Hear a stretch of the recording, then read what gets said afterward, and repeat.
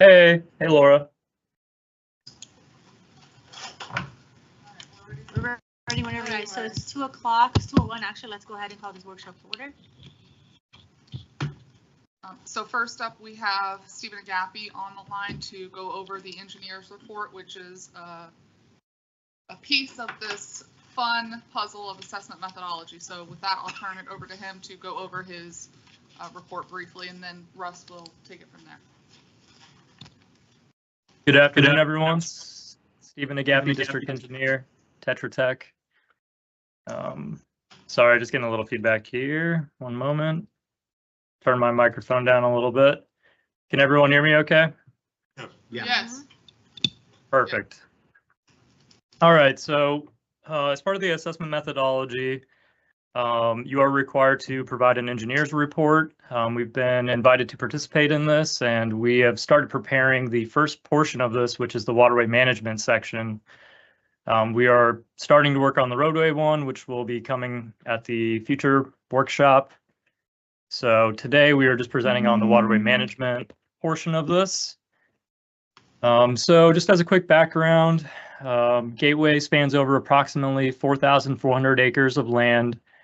There is 146 lakes and ponds and 56 conservation areas, along with miles of storm pipes, inlets, control structures, and swales throughout Gateway. As you know, when it rains, all this rainwater is collected and directed to the lakes and the flowway. And as they meander down, they go through the different basins. There's 6 stormwater basins within Gateway, and they work through. I'm sorry, was there a question? Before you go any further, you say 146 lakes and ponds and 56 conservation areas. Does that mean are these designated conservation areas that meet federal standards for conservation and cannot be built on or anything at any time and must be preserved in a certain way? Or are these just open spaces that you're calling these conservation areas? These are the wetlands that you typically see with all of the cypress trees that are, they're usually adjacent to a lake or a pond. But no, these are true conservation areas where it's not open space. This is like wetland habitat. Okay, but they're controlled, they're under somebody's control for the conservation issues, correct? Yes. So I believe Gateway is responsible for maintaining all of the exotic vegetation within the wetlands. That is correct. Steve, maybe I can jump in if it's okay, Madam Chair. Yes, sir. Some of the older permitting processes by the South Florida Water Management District, I believe the Corps of Engineers may have been involved with, on a permit, they would identify conservation areas.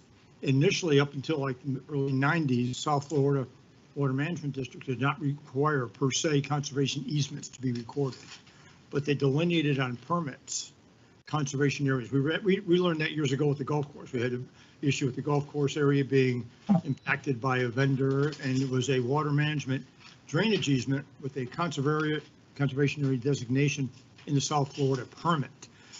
So you have either a condition of a permit from either South Florida, Lee County, Army Corps, or the City of Fort Myers, or nowadays it's a conservation easement. And those conservation easements, at times you can apply to modify them, but it's difficult to modify them, because to do that, if it's still viable wetlands or has ecological value, then there needs to be mitigation, which could be in the form of addressing the impacts by way of additional acreage elsewhere, or money. So that's some of the way. And Stephen, correct me if I'm wrong, but that's sort of the regime nowadays. Okay. And for example, I've seen it where there has been like 1/10 of an acre of an area designated and we had a recorded conservation easement, and a developer or property owner or association wanted to impact that for a particular reason, like to expand a bocce court, say, that permitting, they'd go back to the permitting process, modify the conservation easement and mitigate for it. Right. So of course, going back to the agencies. Okay, and So we have on parcels of property identified areas that are conservation areas, and that's what you're counting in these, in this 56 area. Correct. Something that's on a deed, and it says conservation area, correct? It may be on a plat, it may be a conservation easement recorded, or it may be a conservation area identified on a permit.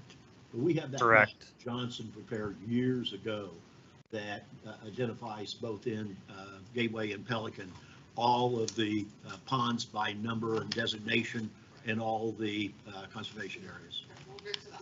Places like that, Okay, big wetlands, yeah, cypress heads and all that good stuff.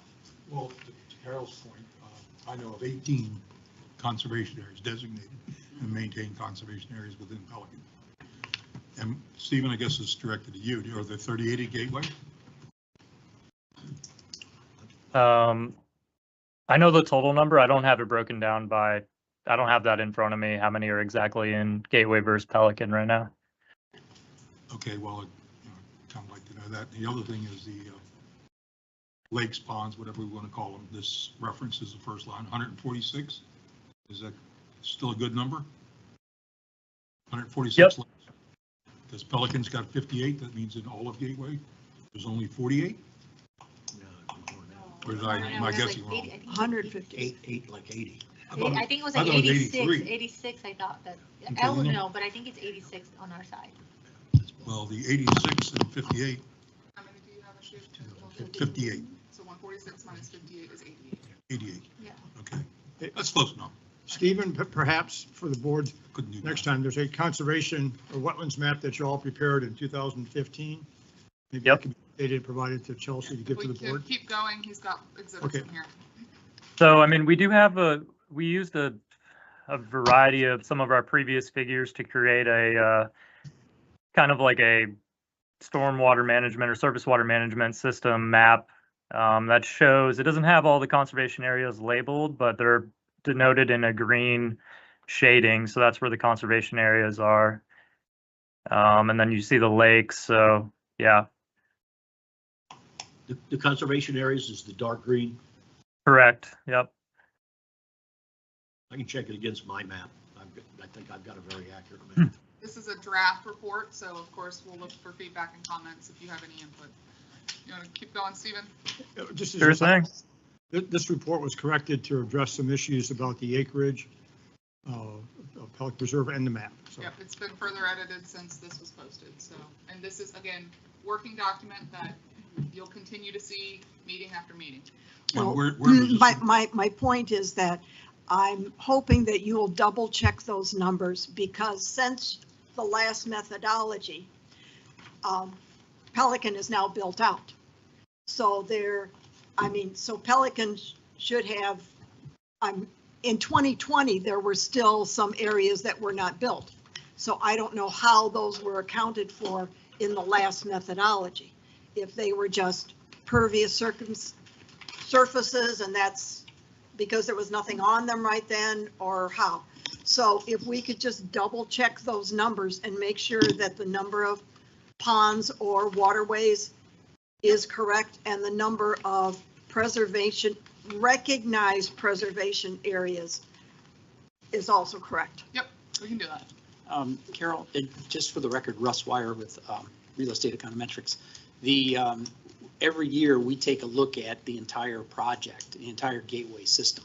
And if there was, and I'm always looking for when units are added, because that takes away from the blank land part and becomes the real measurement as we know. So that's done annually. I mean, we still have a couple of parcels that haven't been developed yet.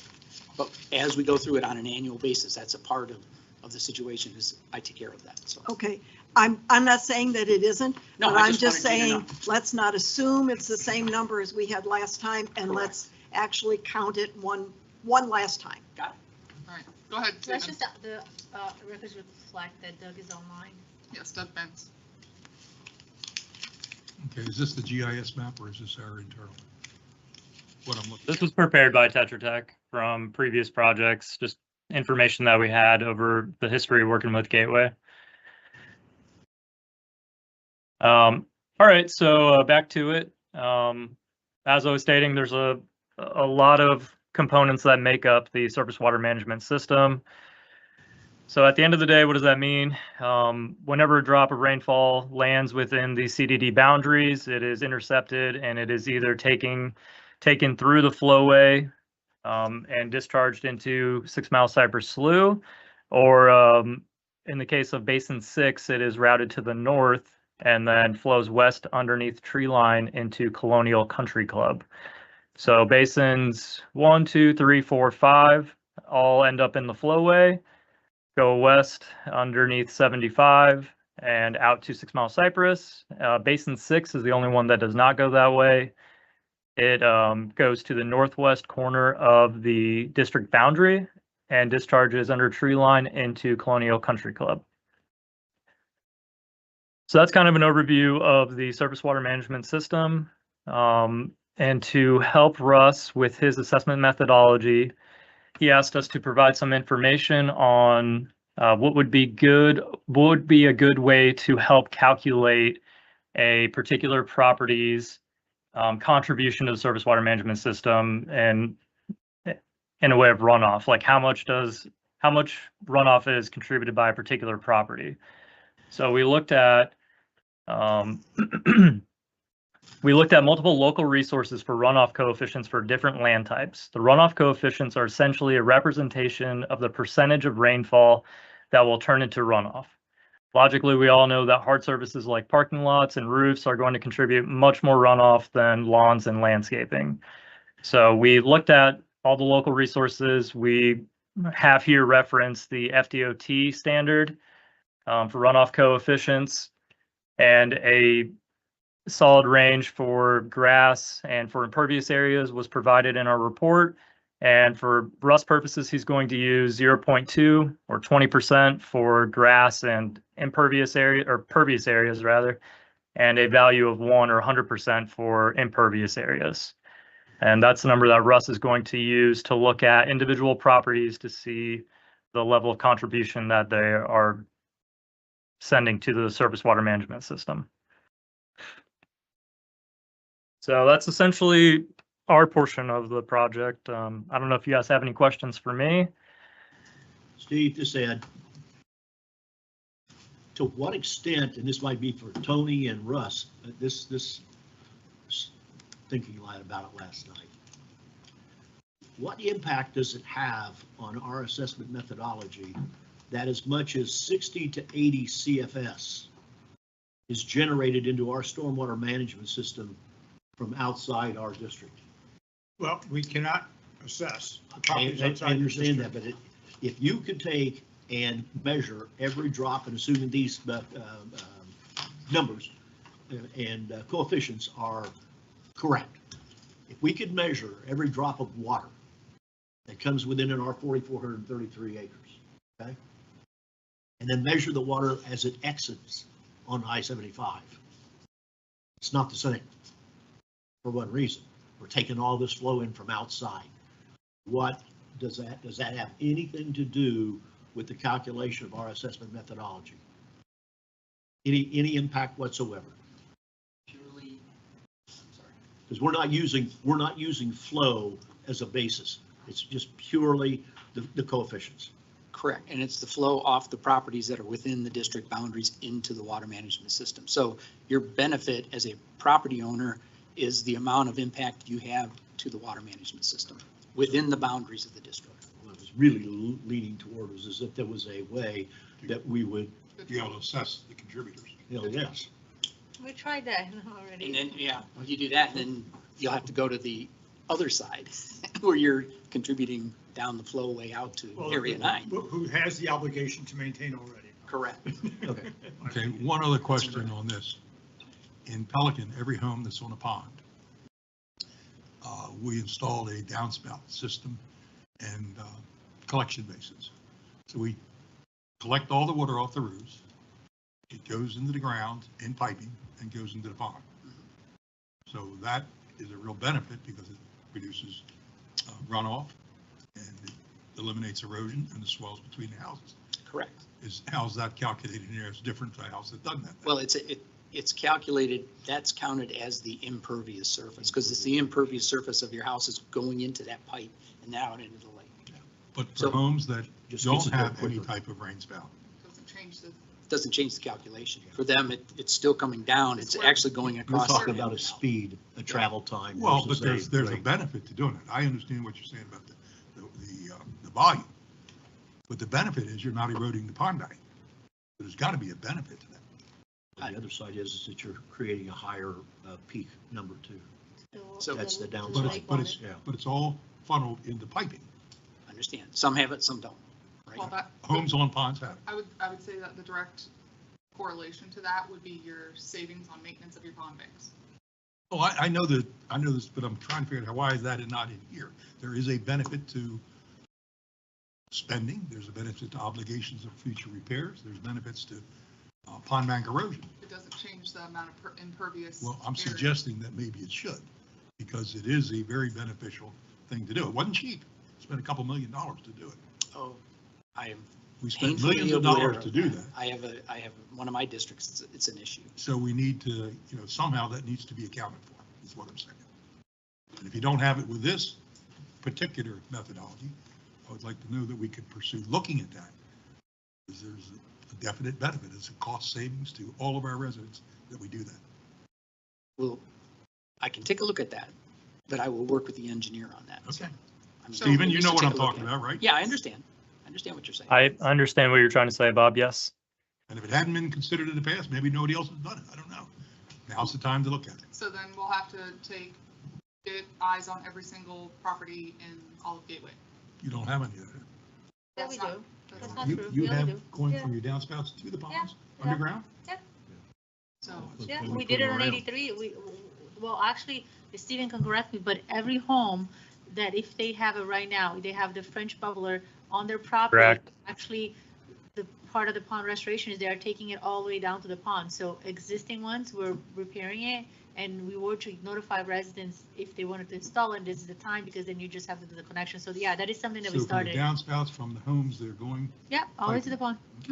We have a You have box, many? we have a box that they could go into. Yeah, no, the pipe goes to a box. yes. Pipe goes to the Yeah. box. So if you have an existing, then they're connecting. If there's not an existing, then it's, okay, so with 83, proactively, the district decided that they were going to put the box, leave the work ready in between every property, Common line. right? So about from 60 homes, I'll say 20 had it. So Okay. 20 were connected, the other ones are ready to go. So if they ever decide to do the work, they. But we haven't done it yet. No, because that's up to the homeowner, because we didn't, if the homeowner, Your real issue is that to make this effective, you need gutters. exactly. Absolutely. And majority of the houses in Gateway don't have Don't have gutters. gutters. So the ones that have gutters, they have downspout, regardless what they end, regardless if they actually ended at the lake, then they're gonna remove it and put it back. But if they ended at the end of the property with a French drain or a bubbler, their Tetra Tech is, the vendor's putting it all the way down. So that's So something the- that's not new for us. 2,400 homes, 2,500 homes over here. How many do you have? 5,000 homes? Mhm. How many?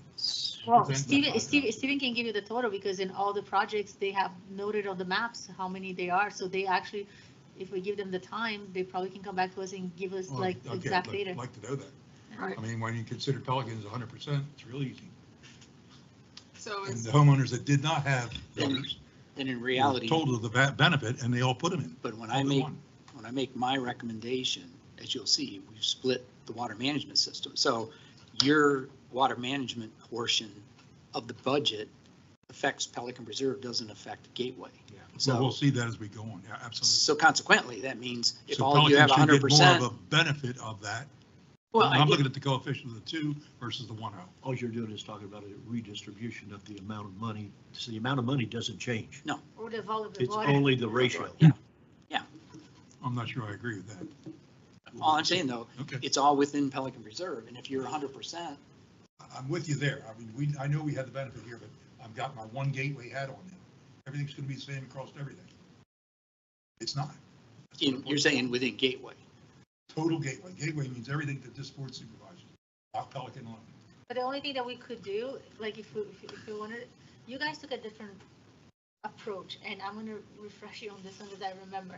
So we cannot force residents to put gutters, so it didn't matter, so that was the thing, and I know you guys took a more aggressive We approach. didn't and said- force, we volunteered. But resolicited. But it was, if I recall, it was you do it, and if you don't do it, the damages, you're gonna be responsible for it. I That's what we remember told. that's the Yeah, conversation. That's what we told. Exactly. Even So- though we didn't know we could enforce it. Exactly. So I remember that vividly. So for us, it would be, and that's why on 83, we went and we took the proactive approach of putting out there, but then the board, and I wasn't on the board, but the board took a step back and say, look, we're just spending money because it's really a chance that those homeowners are going to invest $3,000 to $4,000 to put gutters on their home. Absolutely. So here we are spending this amount of money and dollars when it's not really proactive, because if they take 4 or 5 years to install, there could be damage to those pipes, could be damage to those items because of oak trees and things like that, you know. And Flavia, that is exactly my point. Well, the Yeah, key- so, the key so to- we They went took, to so the we took back, homeowners so in Pelican. we took back. They spent the money, they got the benefit, we're benefiting, our community's benefiting. I want to make sure that's a recognized difference between a home in Pelican on a farm and a home in Gateway. You do not have the same thing. It's not apples to apples.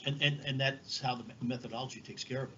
You've got the 002 account that will take and distribute to roughly 2,800 EAUs based on this percentage. In Gateway, you have 6,200 or whatever the number is that are going to be taking the Gateway 001 stormwater management and distributing it. So they go that way. Correct. They don't commingle. They go separate ways. You wanna, That's the difference. So if you have a benefit, this, if your deal is 804, which I believe it is, $804,000, this methodology is basically indicating how it's going to be split among all the people that are in Pelican. In Gateway, where it's, I think, 836, same thing. It's how it goes to the people in Gateway. Correct. So changing that or making any of those changes doesn't change anything. But if we're going to have one standard, lack of a better word, that's going to be applied uniformly across the entire Gateway community, we have to recognize. Well, we can where have the there's standard, differences. but we're not having the same costs. Your, what do you call it, 002 account is still going to remain the same, and you're going to have a, Well, we don't know we're that. basically going to have a mirrored, as I see it, when we get done with this, we're going to have two assessment methodologies, one that impacts us and one that impacts 002. Well, that's what we have today under, with That's- Rule 6, but we're changing No, that now. no. We're changing it on, my opinion, we're changing it on the Pelican side because you don't have components that we have of cost. In other words, we have admin, parks, roads, and Water management. water management. You just have two right now. No, we have roads. No. We pay for admin. You don't have. We do. Believe me, you don't We have. pay roads. You have two. We have admin, Okay. You have 14% number, and we have the waterway. You have The only water- thing you have that we you- don't is parks. You have water management and admin. That's it. you wanna No. start, you wanna Let me let turn it over to Time out. Russ, Okay, so go ahead. Russ can No. finish it. Time Yeah. out. Otherwise, we're going to run We into your gotta next get- meeting. Yeah, because I'm getting confused now. So Yeah. Russ. So, We're here for, Flo. I don't want to get going. No, I if we want don't him to go recognize back. we have roadways. Well, But we're I on want water him to management do And that, we not can- Ed. I want, you know what I mean? That's the next I want workshop. Russ to go over The roads are after the we- next after we workshop. do Yeah. Well, but stormwater We're on management. water management. now. If one of us is going to say something that's blatantly wrong, it's going to be challenged. But we're talking about water management, so I what, didn't talk about railway, Ed did, and now I'm challenging that that's person. fine, so let's, be Listen. let's move on with water management, let's finish that, and Okay, then we when we haven't get finished that, roadway, so back to that statement, that's what I want to do, and we're then we'll handled tap back. differently. Okay. Is the ratio over here 2 and 1 also on all the land? What do you mean? Impervious and impervious? Is it the Yes. same? Oh, yeah, same measurement, same exact So measurement. there's differences. But and I just using my experience in my other districts, we calculate it the same way. It didn't matter where it was in the district. If we have issues with the banks, that's something separate. I agree with that, but I'm talking about the water that's contributing to It's- erosion and the washouts. They have major problems over here. I understand that, but what I'm saying is the erosion part is treated separately than the water management. Water management means is the people that come and do the lake maintenance and they take Let care me of try the and phrase plants. it another way. Benefit. There is a benefit ascribed to iron ground piping. I want that considered in the methodology. Those homes that have this extra benefit should be recognized. Then it should be taken care of when you have a lake bank repair and that's a separate That's- budget. No, because that's the only thing it's Russ, I keep benefiting. hearing about people Mr. using roads Gepper, over here to get to it's the church. same budget. It's the same budget amount, or not same budget amount, it's the same calculation, whether you flow it into one pipe and out. The only thing you're talking about, the benefit is the impact to the banks. And the volume of water going in. It's going to be the same volume, it's going to be the same volume of water. Doesn't matter. It's the same amount. You're just channeling it into a pipe. If anything, And that it's more provides a water benefit. because you're channeling it versus the 20% that gets absorbed over ground. Yeah, get another chance for it to So go if into you, the so ground, if you really correct? look at it, it's actually not. It's Correct. more impacted. But there might be a benefit in Yeah. that it doesn't Are you erode Yeah, as so- Saying fast. that that's not a benefit? No, I didn't say that. Okay, let me try it again and tell me how that's not a benefit. You said there is this, we're talking about, you said the same volume of water. That's what Russ is trying to Yeah, tell you. whatever The same- comes out of the cloud comes down. Yes. Same The amount. way So, we so, handle- so that's what he's saying. It is that the amount of water is not gonna change if it comes over or if it comes under. So what you're doing is you're channeling the impervious amount that's coming off of your impervious surface into a pipe versus it going across Sheet the pipe. land, Correct. right?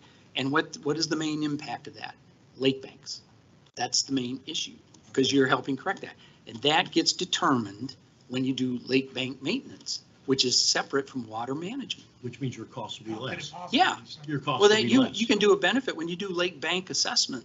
When you do a lake bank assessment, let's say the POA does it. If they do the lake bank and they have a program of that, maybe people get the benefit that do that versus the straight flow. But it's not a part of this water management. You save money doing that. In the, Yeah.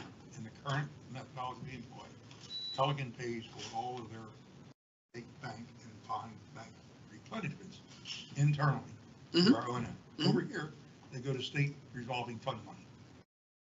So we'll never participate in that, No, even not when in we're that. in one gateway. no, you're not doing that if you separate it and have the methodology we're talking about. I Right. just don't see it being an issue. Because the needs The, are the different. only commonality, there is one commonality, and that's the flowway. Mhm. That's the flowway, How's that a commonality? because you use it, and we use it. Oh, there's a whole lot of people who use it. Don't say you use it, we use it. But, You, the Greater Gateway owns the flowway, yeah, but the point is, totally and entirely. but my point is that we can't collect from the people who, we just talked about this earlier. They're not I would part of like the to go after Timber Creek and all those to get their share, but we can't. So the issue is that we have roughly 8,000, 9,000 EAUs that are using the flowway. No, don't even go there. We've got a hell of a lot more EAUs using the flowway. But you, Gateway, is paying for it. And we won't be treated any differently than Arborwood or Colonial or Botanical Lakes. And if you get down that road, we're a whole different ballgame. Yeah, Can I- we let Wait a Russ- minute, can let we me Russ- yeah, finish my okay. part, please. Let's, we only 30 minutes left of this workshop. Well, that's why you have workshops. Yeah. So you can flesh these things out. After the presentation. Yes. Yeah, let me get through it first. I'm here for Maybe the it'll, day. maybe it'll answer questions. Anyway. For the record, Russ Wire, Real Estate Econometrics, been your assessment methodology consultant for now 5 or 6 years now. Today, as you know, we're going through a rebuild of the methodology.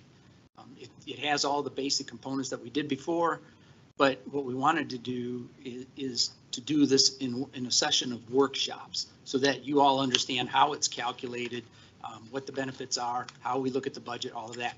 And as we talked about before, there's going to be 4 parts to it. There's the roadways, there's water management, there's parks and rec and admin. And today we're going to talk about water management because it's common among both places in the way it's measured.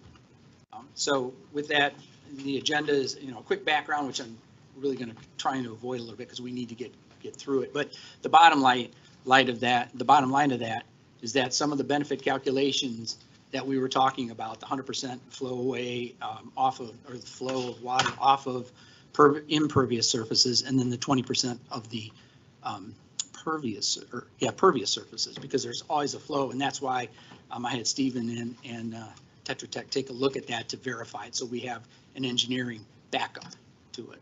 So instead of just willy-nilly, just so we all understand that. Next slide, please.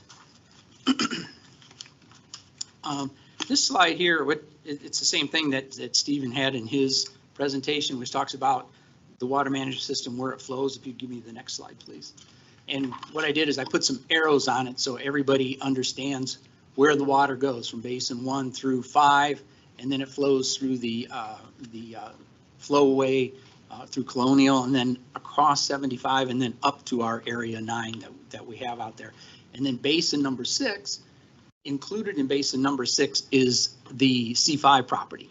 And that particular lake flows back and under into Pelican Preserve and then north up to that flowway that goes out.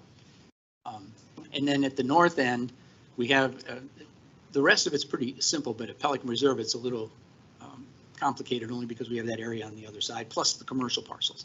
We did verify that both commercial parcels flow to the south. So they get, I think on the east side, it goes into that lake and that heads west. And it goes under tree line and then to that swale flowway over to Colonial and then in directly into the 6 Mile Cypress. Russ, about the only thing I see is that you might want to add an arrow for the flowway for Stony Brook, because that is not really in 3, it's in flowway 4 SB. We'll double check all ponds and conservation numbers. Well, okay, thank you. Yeah. Make sure we get that on the record. So anyway, as Stephen did before, I just was trying to hopefully make it a little more simple so we know where it all goes. The water comes in and it goes out, and it keeps from rising up onto your house. Next slide, please. The first part of it is the water management budget, and the budget is divided into 2 sections, which we have the Gateway section, which is General Fund 001, and the Pelican Preserve section, which is 002. And if I have this correct, you submit the budget to the Gateway, and then they give you the funds for that in terms of water management. So you have a certain level, Gateway has a certain level. The Pelican Reserve Advisory Committee makes the recommendations to this board, Correct. and then it's historically, it's just been approved. Correct. So one of the things that we will talk about and the questions that we have at the end was, do we do it all as one thing, or as we talked about, you have a certain level so we can continue to keep the Pelican Preserve budget as one and the Gateway Preserve budget as the other. And then there's some finite detail that we need to talk about in terms of the commercial parcels and C5 all over there. Well, they all right now are covered under 02. Correct. However, so are you maintaining the lake over at C5? Yes. Okay, so you are, so. Oh, C5, Correct. we keep the piping clean. We don't do anything in the pond itself. Okay, but that pond is owned by C5 still? Yes. Okay. But So it's it part of the does water. have no but it's- impact on the 02 account. Okay, It's just there. okay. But did they pay, not them, but does the commercial then, I think, pays for? a portion Commercial of it? pays into us, and that's what takes care of Pond 2, Pond 1, and the interconnect under tree line going over to Pond 1. Okay, And we don't see any reason to change any of that. okay. Next slide, please. Okay, this, I actually kind of cleaned it up. I know when I sent out the original, it had all the detail on it, where it showed the detail line, so you understood. And you do that when you do your budgeting, so you understand what those numbers mean or how they added up. I took that out. This is more of a simplified version of it, so you understand what goes into it. Fountain maintenance, lake maintenance, wetland maintenance, wetland plantings. So it does take, Carol, as to your comment, those conservation areas need to be taken care of as well. We need to keep the exotics out of there and all that. That's all a part of that budget included in there. Water quality testing, all of those good things. So the Gateway one is 836,126. And that's for 83, roughly 83 ponds. 88. 88 ponds, yes. And then in the next slide. There we go. And this one is the Pelican Preserve, a little bit less because you have contractual services, but, and do I understand it correctly that there's when you go back 2 slides to the Gateway one, you have payroll and salaries allocated to it, but you don't have any payroll or salaries allocated to Pelican Reserve because you maintain In our that. ponds. Okay, so that's why this is a little. Does that work? That's correct. So that's why. Consider that it's 836, it's 30,000 more per year for, it's not quite half the ponds, but 58 versus 88. Yeah. So we're paying significantly more. Yeah, on a per pond What's basis. important to point out is the fact that you have $269,000 in pond bank improvements, which we have in a separate fund. So you can't count that in there either. Well, you have it in a separate fund because you borrowed from SRF, right? Not all of it. Any of it? Some, yeah, Okay, so you borrow it from SRF. right. We don't. But if you're looking at total for water management, ours Well, I'm is just handled in a looking for the separate money. fund. We pay for it yearly as we go. And over here, you've chosen to borrow. Right, which, yeah. Okay, let's go, next slide, please. this is how we measure the benefit. I'm going to get into kind of okay, I'm going to a little bit of a detail, plus I will show you some examples of how this works. All the lakes and preserved wetlands were taken out of the analysis. So a great example is the golf courses. They have lakes and conservation areas, but they're the water management system, so you don't assess the water management system portion of it. I take all of that out. So really what we're looking at, what is impacting the water management system, the pervious lands, which would be, for instance, on the golf course, it's the playable area, and the impervious lands. Again, on the golf course, that would be clubhouse, maintenance area, all of those, blacktop, all of that is measured. And I get that off of the property appraiser data that's given to me. On each property, I have like 50 or 60 little line items, when they were sold, all that good stuff. But it also has gross buildable area, net buildable area. I also have in there, when I get to a home, for instance, it'll tell me 1 story or 2 story. And if it's 2 story, I subtract the 2 story, because then you're double counting. Because think of it this way, you're looking straight down on top of it. And if you had a 6,000 square foot house and a 2,000 square foot second story, well, you got to take that second story off because you're double counting it. Essentially, what you're going to have is 4,000 square feet. Still only 6,000 foot of roof that's putting water on the ground. Yeah, surface No. area that you see No, from no, the. no, from the 4,000. 4,000, yeah, the lower, Correct. the lower number. Yeah, that's what I'm saying is I don't want homes to be I'm double with you. counting, so. One question, do you have any ponds on the golf course that aren't in residences? Say it again. Yes. Any call. Are there any ponds on your golf course that don't touch residences? Because we don't. No. Every pond in Pelican that the golf course abuts also abuts residences. And that's fine. It just, I was just, Yeah, I think we're. because of what you said, I Yeah, thought we have maybe residences they on might golf have course. in the middle of a golf course fairway, a pond that doesn't touch a residence. Yeah, we don't have anything. and in reality, that comes out of the golf course. When I look at it, I can touch, I'm going to go to the LIPA site, is a great example. I can go to the golf course and I can touch on a certain parcel, which I will show you in a second, how that works and why is it taken out. The only reason I mentioned it was because Yeah. you said that they were implied. Well, and usually it's the ownership of it, because if I touch on the ownership and it'll say, well, the That's a golf whole other course. can of worms. Yeah, no.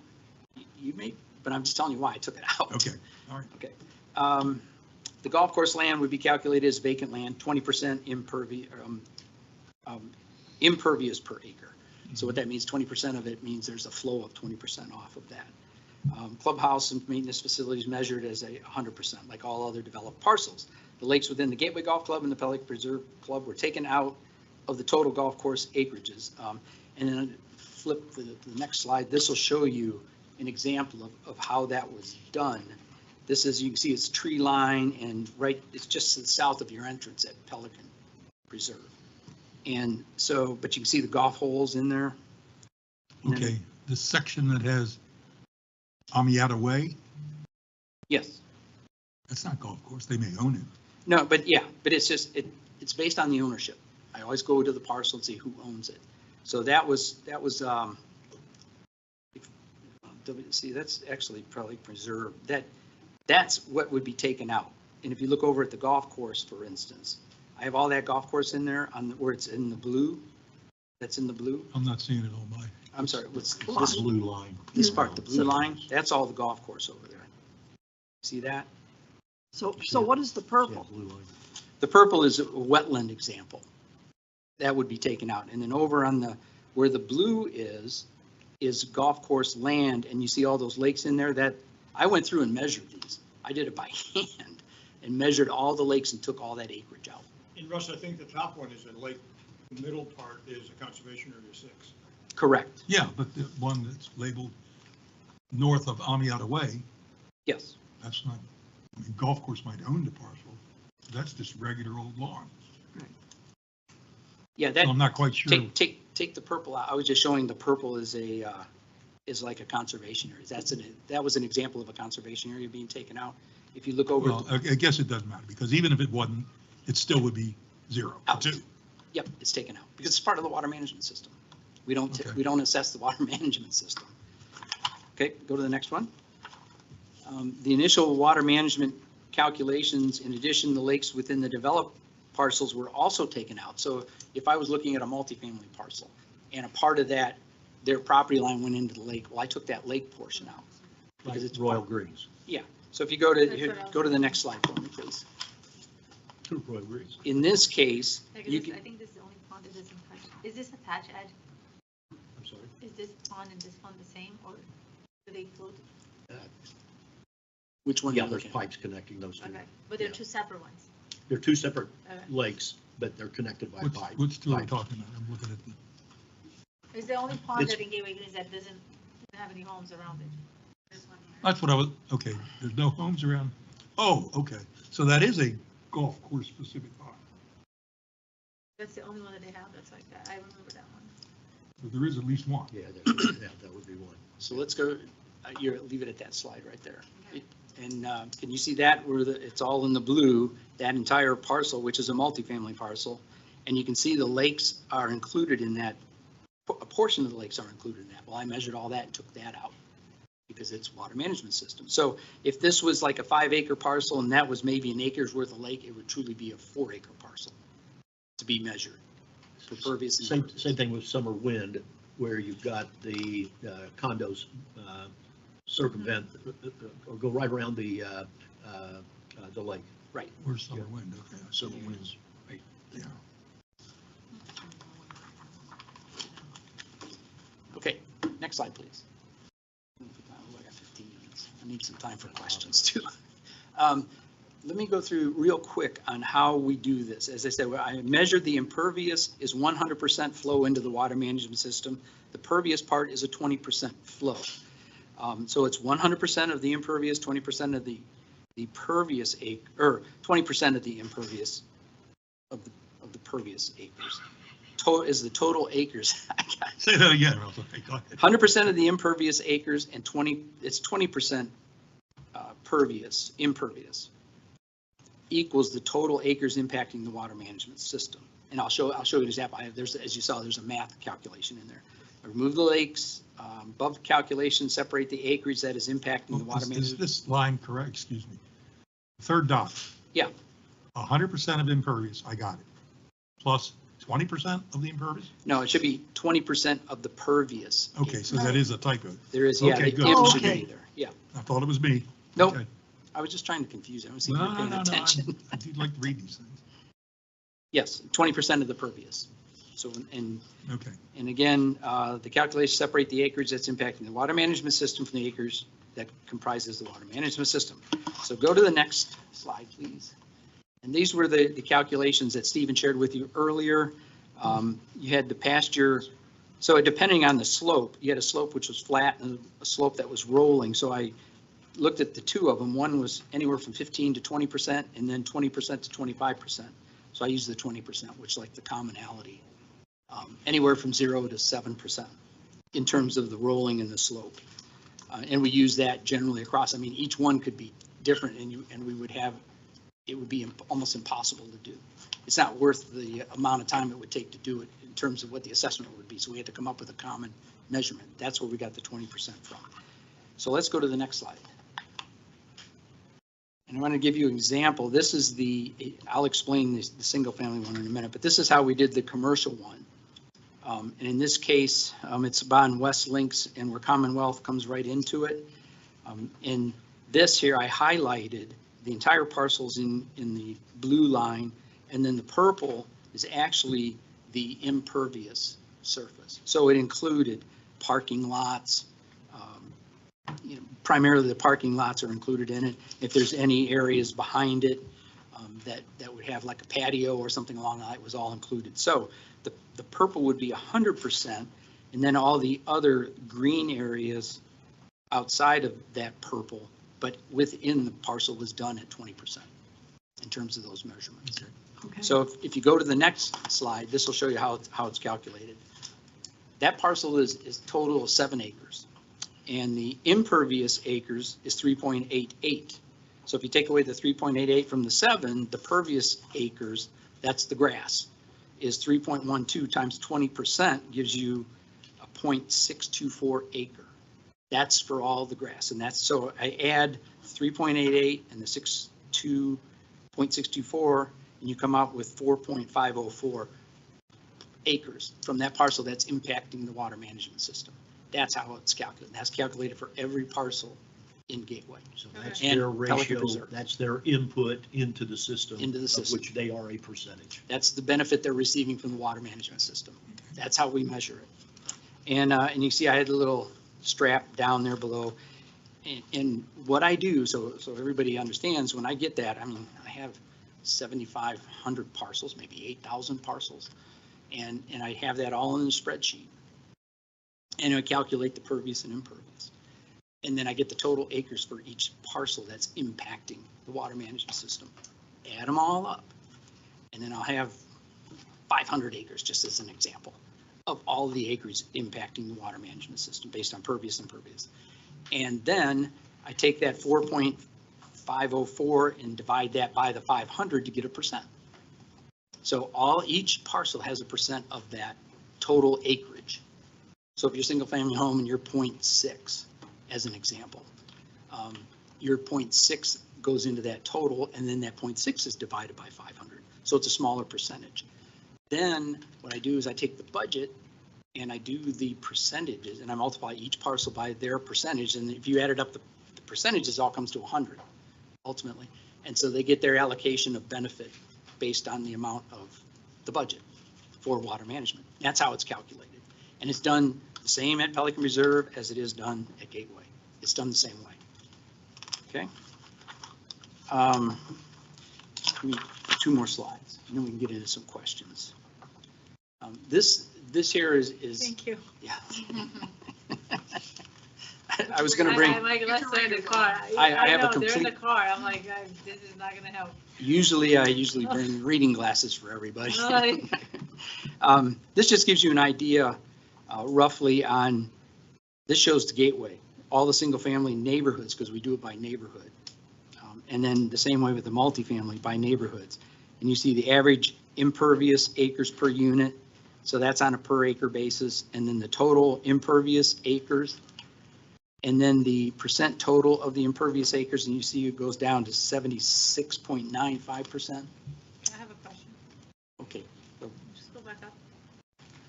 So when we're looking at, I'm just looking at Magnolia Lake. So you see how you have units, 116, right? Mm-hmm. So I have another building that's there. Thank you. I have another building that's there. So where does that go? Like I don't have a clubhouse, but I have, oh, that's a little strong. So how's, because it has a roof, it has What do you mean in terms of another building on your property? on In Mahogany Lake. No, in Magnolia Lakes, in the community, because you see how you have it by community? So I'm looking at Magnolia Lakes, and you're looking at 116 units. But So I you- actually have 117 units, because I have 116 private properties, and then I have, Common element? mhm. We don't count the common elements. So you don't, that's separate, okay. It's separate because they're not paying. They don't pay. We don't assess common elements. We really have never assessed common elements because then you're double paying essentially is what's happening. And it really kind of saves you money because then you're not putting it on the assessment roll and then it shows up and then your HOA has to pay that property tax bill. You're gonna which pay has- one way or another, either you. Yeah. You just But- write the check for different people, well, I just had a question. But the reality is you're saving money because it doesn't get on the property tax bill, which there's a markup for that. So we're not doing the markup on that. So we keep those out. But if this area is roofed, So that's what I was thinking. then Does that's it- going to be like if it was a concrete pad as opposed So to grass. so that's what I was thinking, Yeah. the calculation. I'm with you. It's not a part of the calculation because it's a common element. Yeah, that's the way it's. We- Well, I don't know if that's the right answer. I hear what you're saying. It- But the What we're point- saying, it does impact the water management system is what you're saying. Property center is not mentioned. So Right, that- so Because it's a common area. so you're, So that's what I That was doesn't make saying. any sense to me either. well, the whole, used to be that when you, over at Pelican Reserve, we did measure that town center. Yeah. And then what we would do, then it would show up on the property tax bill. We said, well, I remember we had this discussion a while ago where we said, well, we took that I can off. barely remember yesterday, Russ. I know. I get that, because I get those calls after I leave. I didn't remember that. So that's how So it double came to pay, be. you'd be double Yeah. pay. You double pay. Yeah, we don't want to, yeah, you'd be double, and we're saving you money by doing that because you don't have that markup when it goes on the property tax bill. That's the main I'm reason. okay with all the saving money. I'm waiting for the other shoe to drop. Trying to save. Anyway, so you can see it's all added up. It comes down to, this one says 76%, but that's all the residential, and then you have the commercial down below. I didn't put in all the commercial because it was 180, then you would need a microscope to look at it. And it comes out to 100%, and then you can see the percent, where for instance, if you go back up to where Hampton Park is, and there's 569 units, that's 11% of the water management budget because of their impact to the water management system. So you take the budget, the total budget, and you multiply it by 11.23%, it comes out to 103,500, and then you divide that by each unit, and then per By the each unit. 569. Yep, Russ, so everybody could pays you the, scroll up on that, or you, what you're basically saying, scroll up a little bit, whoever's controlling it. she's got it. Yeah, go up, You want it down or up? Down or up? That's up. that way. I want, no, the other way, yeah, dude, that's it. Okay, so where you've got 709,034, I am assuming then that those other 10 or 12 identified commercial users add up to the difference with 836. Is that correct? So there's a whole bunch more down there. There's 180 some commercial Yeah. parcels. But they total the Total up difference to to the 100%. 836. Correct. Correct. And then they get their allocated percentage based on their pervious impervious. 836 is the budget number? And that's how you get that's how we get we determine the benefit and how they allocate the assessments. Okay, you want to switch real quick? Yeah, there we go. This is Pelican Reserve, which again, I didn't show all of them because all the single family. I mean, what I wanted to show here was here's all the commercial, what their pervious impervious is and how it's allocated on a percentage basis. The C5 is here, as is all of the multifamily units from C5 down to Aviano. Is that how it's pronounced, Aviano? And then the single family, you can start to see general single family, and there I have 2,400 units. So I didn't want to show the whole thing, but it's the same principle. It's that we look at pervious, impervious, add them up, calculate the percentage of the total, and then that percentage is multiplied by multiplied into the budget. And then And then it equals 804. And then, yeah, and then it'll turn out, if it's a multifamily and you have 500 units in it and you divide it by 500, and that's your per unit assessment. So that's how water management is Let me see calculated. a little further down on this one. Okay, so after the multifamily buildings. Yep. Be it a fourplex or a condo. Right. Everything else is considered Single family. single family? But yeah, the only difference in the determining factor of that is if you have a multifamily parcel. And what I will do is that will be measured again based on the pervious, which is parking lots and everything else, and all of that. So that project gets measured as one pervious impervious amount. It's large. And then at that point, it goes over and that's 10, like I was showing up in the gateway, maybe that's 10% of the budget, and then you divide it by the number of units, and that's how you get your per unit calculation. Single family is done just like we talked about before, pervious, impervious, taking away the second story of a building, so that we're truly looking at the footprint. Well, I don't think we have half a dozen second-story buildings. So Well, if you- that's what I mean, but I look for them. So if you have condo units that are single level versus condos that same number, one has 98, the other one has 98, but one is stacked. The one that's stacked is going to see a difference then versus the one scattered out. Correct, because of Because of the area. because when you're looking over the footprint of it, Right, right. that's Makes a correct. big difference. See, I Oh, can yeah. understand the Sienna, Ravenna, Seville. Well, Sienna and Ravenna and Palazzo are all the same. They're all four-story condos. It's a different size. Seville, Casella, and Viadana are carriage homes, Mhm. 4 homes per building. And they're single story or two story. 2 stories. So when I'm looking at The the condos are 4-story. Right. The carriage homes are 2-story. two story, but they're not stacked condos. It's Or are they? Right. They are stacked. Okay, so you have 2 units.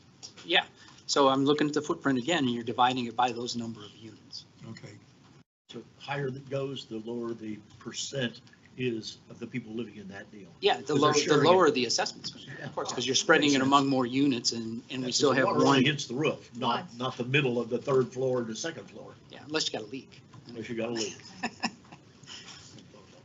okay. Okay, so why do you have Verona and Avila after Aviano? They are, and Carol, I'd have to go back and take a look, but what I look at, I mean, Avila's are single-family homes. Right. Not attached to anything. Right. But they're titled as condos. correct. But they're measured as single-family homes. Even though they're a condo, they're measured as a single. Because you're going by the actual building structure. Correct. Okay.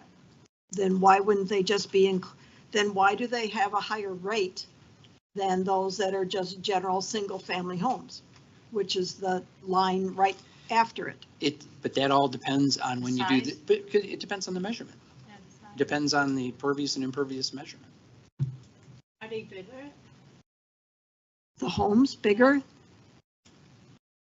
Yeah, I have a tough time I'd say understanding why they have- Avila Yeah, would be at .02 right. and another single family home is at .01.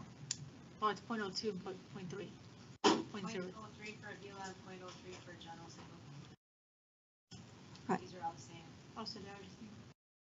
No, I'm on No, the second column, The second column, right there. That's your. the amount of pervious circumstance, Yeah, or it's the amount of pervious pervious. as opposed to impervious. Yeah, that's the difference. So it is a size. They must have a little bit more grass. Yeah, I would, But you And take again, Avila and then you look at Camarillo, they're the same. But I don't see Camarillo Right. down here. Ed or Or Milano, Bob, one or the other. I know, it's all based on what the property appraiser gives to me in terms of pervious, impervious. And, you know, I can always check on them. Could But- you? Yeah, but it's, On those two, Verona and Avila? I think we should check all of them. I don't think we should single anything out. Well, well, no, the reason, Not singling out, these are specific. yeah, they're specific, and I understand. And Camarillo and Milano ought to be the same thing. If 4 of those communities are treated the same, Right. then it's consistent. But I don't understand the differentiation between Verona, Avila, and Mhm. the other general single families. Right. I mean, to me, they just should be general single-family. Right. They should Because be, but they're again, it's, single-family homes, just like, But these The are others. different here too, if you look. These numbers are all different too. They're not all the same. Even though they're general single family, they're not the All right, same. so Well, Russ, you'll look up those two. yeah, I will look at it. It's 2 o'clock, it's almost 3. Yeah. And we got questions we can answer. Sorry about it. Okay, then the next one is the questions. There's more questions. Thank you, Chelsea. This is the meat of the presentation. This is what we need.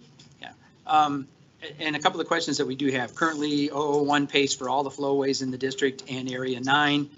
Do we want to continue this? Now, this is all board discussion, of course. If no, do we want to have the separate line item for, if we want to change it, then do we have so we have 3 elements to the budget. We have Pelican Preserve, we have Gateway, and then we have the flowways, or whatever. We made a 3rd budget line. And that 3rd budget line item would be spread equally among all of the properties. I mean, not equally, but based on their percentage of contribution. I mean, that's one way of doing So- that part. okay, As- Area 9 is what again?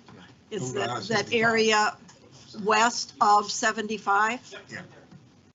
Okay, and you're asking us, should that be treated differently than Then- how the other weirs, because that's basically a weir, a big weir, right? It's a marsh. What they A are. marsh? And the flowways. It's a canal flowway and marsh. I know what you're saying, it does have a weir in. Right, it does have a weir in it. Yeah, Yeah. we're one at the point of discharge into 6 Mile Cypress. But So- the point being is Area 1 is paying the entire benefit of that, and Pelican Preserve is not contributing anything to that part. Because it's not a part of that budget. Do we reallocate the budgets to include the portion of? The only way if you Oh, can do that's that- what you meant by this question. Yeah. The only way you can do that is if all of the other contributors, Arborwood, Botanica Lakes. The airport. But they're all right outside next of the door to us with district Columbia boundaries. Country Club, I'm talking about within the district boundaries. Well, that's what you're talking about. What That's I'm talking correct. about is You're either going to get everybody to pay, or you're going to keep it like it is. But as of right now, I think Tony already touched on this and I can speak to it, but we cannot hold anybody that's outside of the district bounds to do it. And I understand that I'm not saying there is a benefit, they're utilizing it, but we cannot force their hand to. I know we actually had conversations, I think it was Colonial Well, I'm Country saying you Club. can't force on my hand either. I haven't paid 20 years. Why would But- I want to do it? But that's different. You are within the bounds of the district and that's a requirement to do it because we, Not a requirement to do it because we haven't done it yet. but are you utilizing it within the district? I would say, I usually don't like to use this word, but I would say it's a mistake. It's something that we didn't Well, we got a realize whole we're lot of doing it. mistakes, but now Oh, you're then taking now's the time, something now it's that's time been to fix done it. and it's precedent set for 20 years. Are you within the boundaries of the district? Yes. And Well, you today. utilize, well, we're talking about today, Bob. So you're within the bounds of the district Don't get today upset, and Bob. and I'm not gonna. I'm gonna be quiet. I'm gonna be quiet. So you were within the boundaries of the district and you're utilizing the system. So now is the time to do it. I understand that the other parties are also utilizing it, but they're outside of the bounds of the district and there is nothing Well, legally that jam we it can up. do it. Don't let them use it. I think the bigger We can't issue, do that. Russ, I think the bigger issue that we've got is to identify what our costs are on just the flowway. Correct. It's a I don't nickel, I'm know, against I it. don't know that we have that, If it's No. a nickel, I'm against it. Why would I voluntarily say I want to pay for something I've never paid for? because your water uses the flowway to get from A to B. So does everybody else. If I you know, charge we them pay for all, it. I'm all for it. If Well, we that's what charge them Tony's- all, Well, We agree, but Tony says we can't. We do that. cannot I'm just charge, saying you can't do it no, too. we cannot, the district cannot charge properties outside the district for maintenance of that facility unless sounds like we another have, reason for separation. well, it would still be, I mean, that You will still have the issue, change. though. No. Once we separate, we're not part of you. Well, What, that's not the issue at hand. Let's focus on the issue at hand and let's try not to throw things at it to confuse us anymore.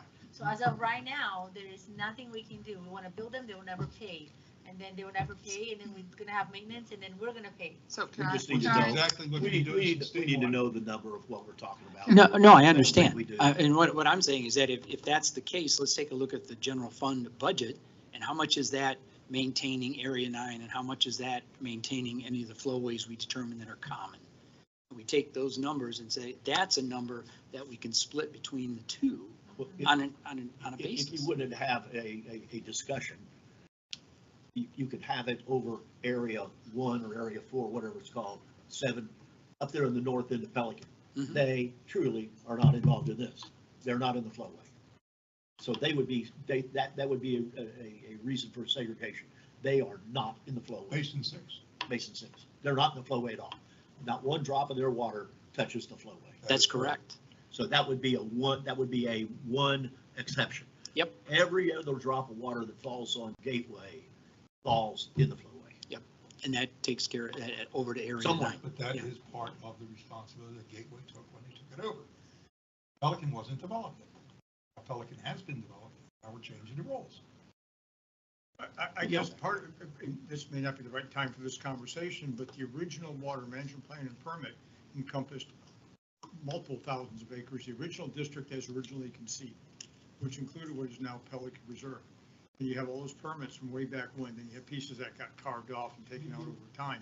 But it was originally, if you look at the original water management plan, it included all the property. Did include Arborwood and Colonial and Plantation. Arborwood. Yeah, but that was when they were in the district, and Bob, they are not in the district. The district only has assessment powers on properties within its boundaries.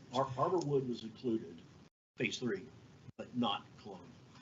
No, Colonial was in the original district. I'm sorry, Parts of Colonial were in the original district. boundaries. original, very original. Way yes. back when they were And he got taken carved out in like 02, 04. That's when we were at about 6,000 acres, dropped back to 4,400 acres. so ultimately, we have 3 questions here for waterway management on how you guys want to proceed. If you're gonna base the decision on the dollar value, we'll have to quantify that. As of right now, as it sits today, an unwritten rule and how the district's been operating is that the general fund and the general fund alone pays for the maintenance of the flowway, all flowways, regardless if they're in Pelican or if they're in Gateway Greens or wherever they're at, and Area 9, which is the area on the other side of 75. Do you want to keep that status quo, or do you want to have that as a shared expense amongst everybody? I'd like to see the numbers. Okay, before and I I make a guess my decision. first question would be, so what difference does that make? So last time I said, we're going to come up to what ifs. Mhm. So my first what if is if it is not all paid out of 001, what is What's the the effect? impact? Mhm. And we have to calculate that. That's why we need to know Right. the number. Yeah, So- I understand. So We're just, it's we're, like So Rule 6, maybe when we you repealed could it without have knowing. that for For us our at next the meeting. next, Carol, workshop. unlike Rule 6, when we repealed that without knowing the cost, right. we'd like to maybe. So I'm perfectly fine with leaving it like it is today, not even going through that. So you have essentially three options. I You am too, stat- but I want to get all the options. I okay. want to know all the what ifs. That makes sense. So essentially with this, you have the three options. You have the status quo, you have the Pelican maintains the flowways inside of Pelican, Gateway maintains the flowways inside of Gateway, we still have to figure out Area 9, or you have all flowways and shared areas share the expense. And we can work on those numbers Mhm. for your next meeting, but that's one question. Well, except We Basin see- 6. Yeah, Correct? Basin 6 got to be moved out. So you've got 4. Well, that would be an exception to one of those three options, but yes, Right. we can present But those. other than option 1, everything else is some value of cost being added to Pelican without their having to say it. I think that's right. You guys are always talking about how Pelican does on things that don't impact them, like the pond or the parks over here. And now we're throwing the opposite, and no, there's no problem now. But there's benefit. Your water gets from A to B. That's the difference. Let's see what the numbers are. Yeah, let's take a look at the numbers. We can pick it up at the next one. Okay. We'll give you the And the last alternatives. part of it, before we leave, Okay, I would like no, to no, remind the board that Pelican did pay for the weirs that we put in right. this past year. We didn't put that in 001 because we realized that the community got a benefit, and PPAC voted on that, and they said they would pay that $750,000, Laura, is that what we paid? I For don't those have the weirs, numbers. it's I know something, we it's did- in we that. split the cost based on the benefit. Yeah, but we So it was split, contributed. yes. So it's So split. 001 paid for some of the weirs and Pelican paid for some of the weirs. So the second Well, bullet the thing was point, based on the Russ, benefit, excuse me. That It how was the based flow on the was cost of the determined. construction for Weir 2, Weir 3, and 38. That was the only thing I ever heard out of Tetra Tech. Nobody came up with a formula of benefit. I was given a percentage and I will verify that. I'm Please not gonna do. have the discussion right now. Okay, Talk please about it, do. bring it back with the numbers. That'll be great. Russ, you want to touch on bullet point number 2? Yeah, bullet point number 2 is currently the Pelican Fund collects the waterway management revenues from the properties outside of the gate. Therefore, Pelican is Meaning the responsible. commercials. That would be the commercial areas. commercials, C5, C5. all of that. Commercial and C5. Correct, all of Okay. those parts. So that's all a part of the situation. Responsible for maintaining the water bodies and conservation areas outside of the gate. And do we want to continue that? Or, depending on how things go, does that get carved out and put into the general gateway budget? I mean, these are the questions we need to ask. That is all part of Basin 6.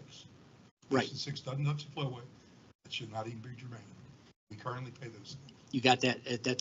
That's right, that's on the west. That's all on The Basin west 6. side. So that bullet point should just go away.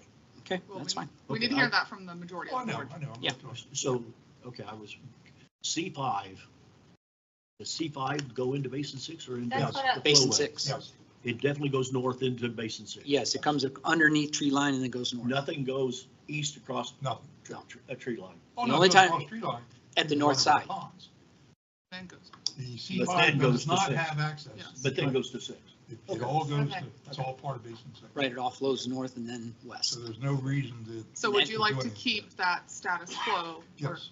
If that is true, If there's only, if everything goes to 6, yeah. yeah, if it all goes to 6, which is what, I wasn't of that opinion, but if it does, Mhm. then keep it in. It's Okay. only 6.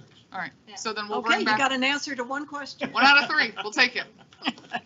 We'll come back with the numbers for bullet point number 1 Well, and number no, 3. let's go to the third one. Well, that's number 3 is the same thing as Same we thing. talked about number Same 1. as one. Same as 1, basically. We'll bring numbers back for that too. Okay, Well, that's not part of Pelican, but, We'll talk about it when we bring the numbers back. All ponds are under the district's permit, so regardless if it's in Pelican, Magnolia. Well, and I'm okay with how we're doing it today. That you are. I am. That's it. Do you have any more questions of me? Although you'll have more opportunities that are coming up. And you are Well, going to look at the, if we could start the next workshop with The the answer. 4 what ifs, the 4 scenarios and the impacts and try and finish this off before I we, agree. and then Yeah. be ready for the presentation Yeah. on the roadways. But let's try and hone in on this. Oh, absolutely. I'd That's a I'd just plan. like to have staff take the table, if you go back up, the one that's got all of the houses, not already showing Russ, we got 4 or 5 changes. Somebody needs to go through both in Pelican and in Gateway and verify these counts because they got errors. That's Russ's job. Yeah, I got them. We The got 'em. units, right? Resident The counts. the unit.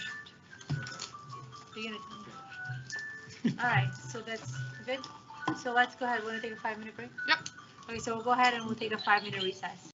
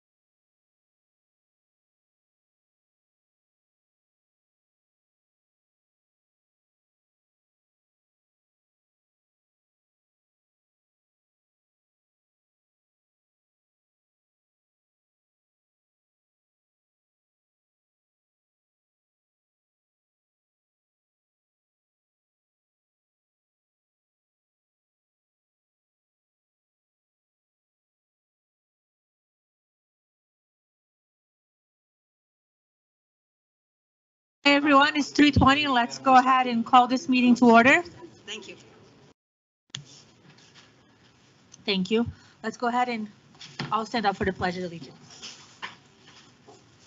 I pledge allegiance to the flag of the United States of America and to the republic for which it stands, one nation, under God, indivisible, with liberty and justice for all. Thank you. Just as a reminder, we can take the time to silence our phones. Thank you. Go ahead. Wake up call. Go ahead and have a roll call. In attendance, we have Carol, Doug, Flavia, Ed, and Bob. And go ahead, I need a motion for approval of the final agenda. So moved. Second? I have a motion, a second. All in favor, say aye. Aye. Go ahead with public comment. Laura? I have several. There's one agenda and several non-agenda. Just a reminder, you get 3 minutes. There's this really cool thing here. When it starts flashing yellow, wrap it up. And just as a reminder for the board, let's just not engage in the conversation and allow the residents to speak for the whole 3 minutes. All right, first up, we have Rod Senior regarding agenda item 10A. This is Mr. Porter, Mr. Thatcher. Would you mind putting me after him? All right, those Sure. are non-agenda, but okay. 10A. 10A, Okay. mhm. All right, then I have John Samiz, repair of driveway caused by sewer. Can you just stand up for the, Please announce your name and your neighborhood for the record. John Samiz in Pinecrest. 12711 Meadow Pine Lane. We had an approval last summer to get the first section of my driveway repaired. There's a sewer that's sitting in the driveway. So it was agreed upon to go ahead and replace that. But then the board was under the stipulation that I was going to go ahead and repair sections 2 and 3 of the driveway, which I was under the impression that I would repair that when, on my terms, when I was ready to do that. So I'm here today to try to move forward with getting the first section repaired. that's you're done? Yeah. Okay, so Can we get a recollection of what that decision was, and if it was dependent on, we would fix one component, and whether the stipulation was that the other section had to be repaired or not had to be, I don't remember exactly. From what I recall from the meeting was that we said we would handle our portion of the sewer and where it's a clean cut. Because the entire driveway is cracked, we didn't want to do our portion and then they not do their portion and our portion becomes cracked again. So we said, we'll queue up our stuff when the property owner gets their contractor ready to go. We can do it in tandem and do. and that's why. Can we just pull the language to make And sure then that we're? in addition, I remember because if we did ours, then if they didn't do anything, then the issue would be even more severe because then you would really see a difference between, because it's it's sinking Yeah, but on their it's end. the manholes in the first part of the driveway. The additional impact is Up by the house. really his area. So if there was an issue, The crack is on his area, but. I remember what I'm saying, if there's a discrepancy between the concrete, how does that impact us? It's going to impact him. Well, I know, that's what I'm saying. Well, what my recollection was, and could be wrong, is he initially wanted us to do everything. We said no, but we'll take care of the first portion. Yes. If he never does the second, that did not influence my decision to take care of the first. Correct. So we do the first, we do it whenever we want to do it, and if he ever does the rest, that's up to him, whether he does it or doesn't do it. The only thing is, there's public, so Tony, if we do a repair and the homeowner's responsibility, if that repair is never done, and it creates, or there is some type of discrepancy between the levels of the concrete or whatever else, we probably need to make sure that something is signed off, so we're not liable. Our responsibility is what we did, period. An indemnity from. I guess the concept is to the extent that we have different portions to be repaired by different parties and not in coordination. That's what it sounds like it's going to happen. Unfortunately, I think Chelsea's idea is the better idea, quite frankly, do it together. Then if you have the piece that the district has agreed to repair is conforming to all specifications, is nice and in the balance so that that's the homeowner's responsibility is not, there's a lip and edge, a trip hazard, something else. I'd say we not do it until such time we get that Yeah, coordination. I just pulled up Yeah. the email, and it was actually from May. Yeah, And that's what it says, that we'll do it once we'll do it together. Well, it's just conversation between Chelsea and staff. yeah, because then we are creating a hazard. Well, Yeah, but trip hazard, I want to pull arguably. exactly what was approved. How would it be a hazard? If there's an elevation separator distance of more than what. Well, if they're going to crack it up, they're going to make it level. Not necessarily. No, The because manhole is It's at a certain different. height. Yeah, And because so it goes that- like this, I don't know if you remember, and then there's here's the garage door, so there's a crack here that I'm not concerned. Manhole was here. But What was the we meeting date? agreed that we're gonna, to make it a clean cut, we're gonna come to this, over, Yeah, like this right. sediment, and come back here. So if we do it, then there'll be a difference between his driveway here and ours, and that's what I'm concerned, because it'll be past ADA compliance. So really, it comes down to two options, and it would be, and we have to go back to what we approved and hold true to that, but still, the option would be, we do it in tandem to ensure, a good, clean repair, or we complete our portion. And so you can do yours at whatever time, but also identification or things that we will need signed. Because even if it's parallel, if you don't repair your area, you know how those cracks and oaks and, all that stuff, it could easily get out of whack within a year if it takes you that long. So there's two paths. We need to figure out what we approve. Well, I remember it, yeah. Well, are you ready to move forward with your part? Well, it all depends on the cost of it, but I mean, if we go back to a Well, have you 2-year, gotten quotes yet? no, I'm waiting for the contractor to come by. When So, did we approve this? in this, over the summer. In May? I have emails from 522, and then the email that came from Daniel, it just says, I'm currently, and that's to you, I'm currently working on finding the contractor that will do the work, and once I have the contractor proposal in hand, I'll work with you on scheduling. The only portion that GSCDD will be replacing is the apron area immediately surround the manhole cover. The remainder of the driveway will be on you to correct. So Right. that's the communication that you received. Right. Yeah, see, this is what I'm concerned. Yeah. I'm not I used to concerned live about two that. Yeah, doors down. I'm not Pat. concerned about this, I'm concerned about this, because we're gonna make it a That clean. lip right there. Yeah, so there's a difference here, because I actually went through his property. Because you would cut it right there, right along the seam. Yes, but then this elevation you have to maintain. Yeah, think we completely should- understand. Yeah, so, I think what we're saying is that in order to achieve a smooth deal with the manhole cover, we're going to create a vertical separation between the Yes. two slabs. that's what I'm. That's the issue. And like I How said, did you see it? It's okay. I mean, there's two options. We do it in unison, and that it should alleviate any potential risk. Or if we break it apart, We break it apart, we're going to have. Something have has some- to be- We're going to have something in the way of a release that if there's Correct. any damage or any trips, any falls, any breaks, anything. Sir, you're saying no one has ever gotten back to you with any kind of a clause or a Not yet. contractor or how long this would but take to not do our, anything. but not our job It's to not our to job. quote him out. We're responsible for our piece. He's responsible for his other He piece. wants to utilize No, this. but according to what you just read, Daniel was going to get a contractor and get We a, have quotes. A We have, price. we're ready on our you side. have quotes. Yeah, For we're, our portion. our portion of the apron, If we're he ready. wants to utilize the same vendor, then he has to contact the same vendor and you get a quote from that. But Okay. we're not requiring him to utilize the same vendor. Do you have the I information don't about think I have our that vendor? information. Okay.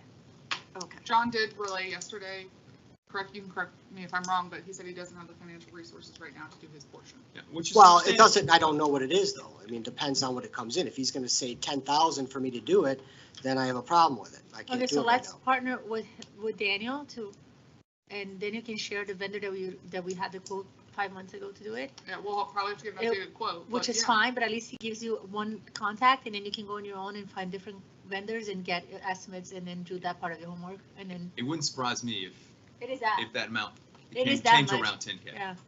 So For the whole thing? for your portion. Yeah, I mean, concrete's expensive right now and, Would- so I think if that's the case, I think we need to be Okay. going down the Yeah. path of what is the option and Tony, what would you be comfortable with having him sign off if we did it in, If we were to go that route, I would prepare a hold harmless indemnification agreement and also name the district as additional insured on his homeowner's policy. Okay, so if we resolve the issue that we're responsible for the manhole cover, and get the hold harmless that Tony wants. Whether John chooses to do the rest or not is totally up to him. Yeah. But we're out of it from that point. Is that what you would like to have? Well, here's the other thing. If it's gonna cost me $10,000 to put concrete on the 2 sections, I could go and do the whole driveway probably for $6,000 and put pavers down. I know you can't. Why not? Papers are, I mean, Yeah, they're, I just gotta. well, I'm not gonna say you can't, I'm saying, But, that I don't, my question to you is if we do what we said we would do, regardless of what you do or don't do, Right. are you happy? Well, that's what I thought we were gonna do. Okay. So that's it. So, If we get the pricing, and certainly share it with him, just so he knows. yeah, absolutely. And Tony writes the hold harmless, then we're done with it. Plus Here's, insurance, here's, plus these whatever, and the- whatever here's my Yeah. concern is, to Ed's point, we're gonna have a vertical separation We will. and it's gonna crack because the vehicles are gonna continue to drive over it. And so then we're gonna be repairing the same apron No, a year from that's now. what's going to mean the hold harmless That's is where what you're he gonna have the release. Okay, so it's not just for any incidents that occur, it's also for any further damage that occurs Including on our property, which, within the easement area. yes. Any damage that occurs because of the inactivity to repair it on the other side Correct. is, we're It's on the harmless it's on on the it. homeowner at that point. So if it It would puts him on the. degrade hook for- after it's the done, best thing to do is have our team get a quote, supply him with a contractor. He can get a total quote and he can determine whether or not he wants to go pavers, he wants to repair in parallel, or if he wants to do nothing. So there's Yep. actually 3 options. that works. Because if you go pavers and we, Right, I mean, if you're gonna give It me changes the our- credit on that, then is that what you're saying or no? If I decide to do the whole thing with pavers instead of do concrete? Yeah, if we're in for a nickel, we're in for the nickel. It won't exceed what the cost of the concrete was, how it's applied. We know what our cost is. yeah, because we would still have this piece that would Right. be So there would be a concrete. dollar would- value pavers for what would we're be gonna around. do. Yeah, if you're gonna give me 4,000 or 3,000 or Right. whatever it is, then I could take that and go and do pavers on the whole driveway. if I Absolutely. wanted. We would not give the property owner the check, we would. No. You would you keep it? To the and- supplier. That's fine. Yes, we would pay. So let's have Daniel reach out to you and then you guys go from there. Thank Okay. you. We'll figure it out. All right, good, thank you. Have a good day. Well, that was easy. If you're gonna do pavers, though, I would still box out the manhole cover. Oh, All right, I That can't will read the separate. whole last name on this one. It's Rick something that starts with a D and McDowell, okay, from Timber Ridge regarding lake restoration. I think a lot of my questions. If you could just wait till you get to the microphone, please. I think a lot of my questions Could will be you answered just once, state your name? Rick McDowell. Thank you. Thank you. Anyway, I think a lot of my questions will be answered once we start discussing it today, but I'm asking the board to consider exemptions into the easement areas. I don't know if that is even on the docket today for what we're going to be discussing in the lake bank. If you- I'll cover that. Yeah, so a lot of them covered, so if So you you're need to. passing on your minutes? Okay. Yes, all right. Thank you. Sorry, thank you, guys. Skip this guy. All right. All right, Bob Rissler. Bob Racler, Timber Ridge, on the board of Timber Ridge. We have a few items we need to discuss. The first one is that we were in the process of rebuilding the bank off of Daniels Preserve, which touches some of Timber Ridge's property. They wanted to take down a fence. I said, why don't you come on our property? We have a vacant lot there that stands on top of that lake, and we encouraged them to come in and do that. In the process of doing that and tearing up the property, they discovered a meter. A meter we were unaware of, but apparently a meter that operated and irrigated a property there. That caused some problems with regard to, okay, so whose water is that? And of course, we didn't know. We then subsequently decided to study the water, the irrigation water throughout Timber Ridge, studied it and found another meter that was not being paid for by Timber Ridge. So we had 2 meters that were not being paid for by Timber Ridge. That was all in the process of turning over Timber Ridge to the board or whoever it was at the time. It got missed. It didn't get assigned. The meters ran. We would set the timers on the meters apparently, and they would all run. And everybody was oblivious of the fact that it wasn't being metered properly and paid for. So we're perfectly willing to sign those meters over to Timber Ridge, and we would go forward paying for them. And we recognize that we're responsible for it, but we'd like to pay for it going forward. I don't think we have the bill to pay for any past water that occurred, so we'd like to and encourage the board to assign us those meters will pay for them going forward, as point number one. The next item that we have has to do with property within the confines of Timber Ridge. We have property that belongs to Gateway CCD. And there are 3 places on Pond 94 that belong to Gateway CCD. And what we would like to do going forward, and there's going to be multiple issues surrounding Lake 94, which has been severely eroded. And that's another issue, my third point. But we do have maintenance responsibility for those properties that belong to CCD. We will maintain and would like to have a maintenance easement assigned to Timber Ridge to maintain that property so we can be on that property legitimately. It was unknown that that property belonged to Gateway, and we would like to at least be given an easement, a maintenance easement for those properties, and we'll maintain it. Then we get to Lake 94, which we need to discuss. That property, that pond has not been maintained, and it's not an unusual thing within Gateway now that they've started the bank, repairing the banks. But in this particular case, we're looking at anywhere from 6 to 10 feet, and in some cases, maybe even more erosion of the bank. And in order to properly repair the bank, I think the bank needs to be restored. And then that brings up the issue that has already been passed by the board, which says we want to clear cut all the palm trees surrounding the lake. And there are possibly as many as 55, maybe 40, 55 palm trees. So the word was presented to you all, and you all agreed that we'll clear cut all those palm trees. Well, given the fact that the bank has been so severely eroded, we don't need to clear cut those palm trees if we rebuild the bank. I'm going to ask you to just wrap it up. Your 3 minutes. I'm going to ask you to wrap it up.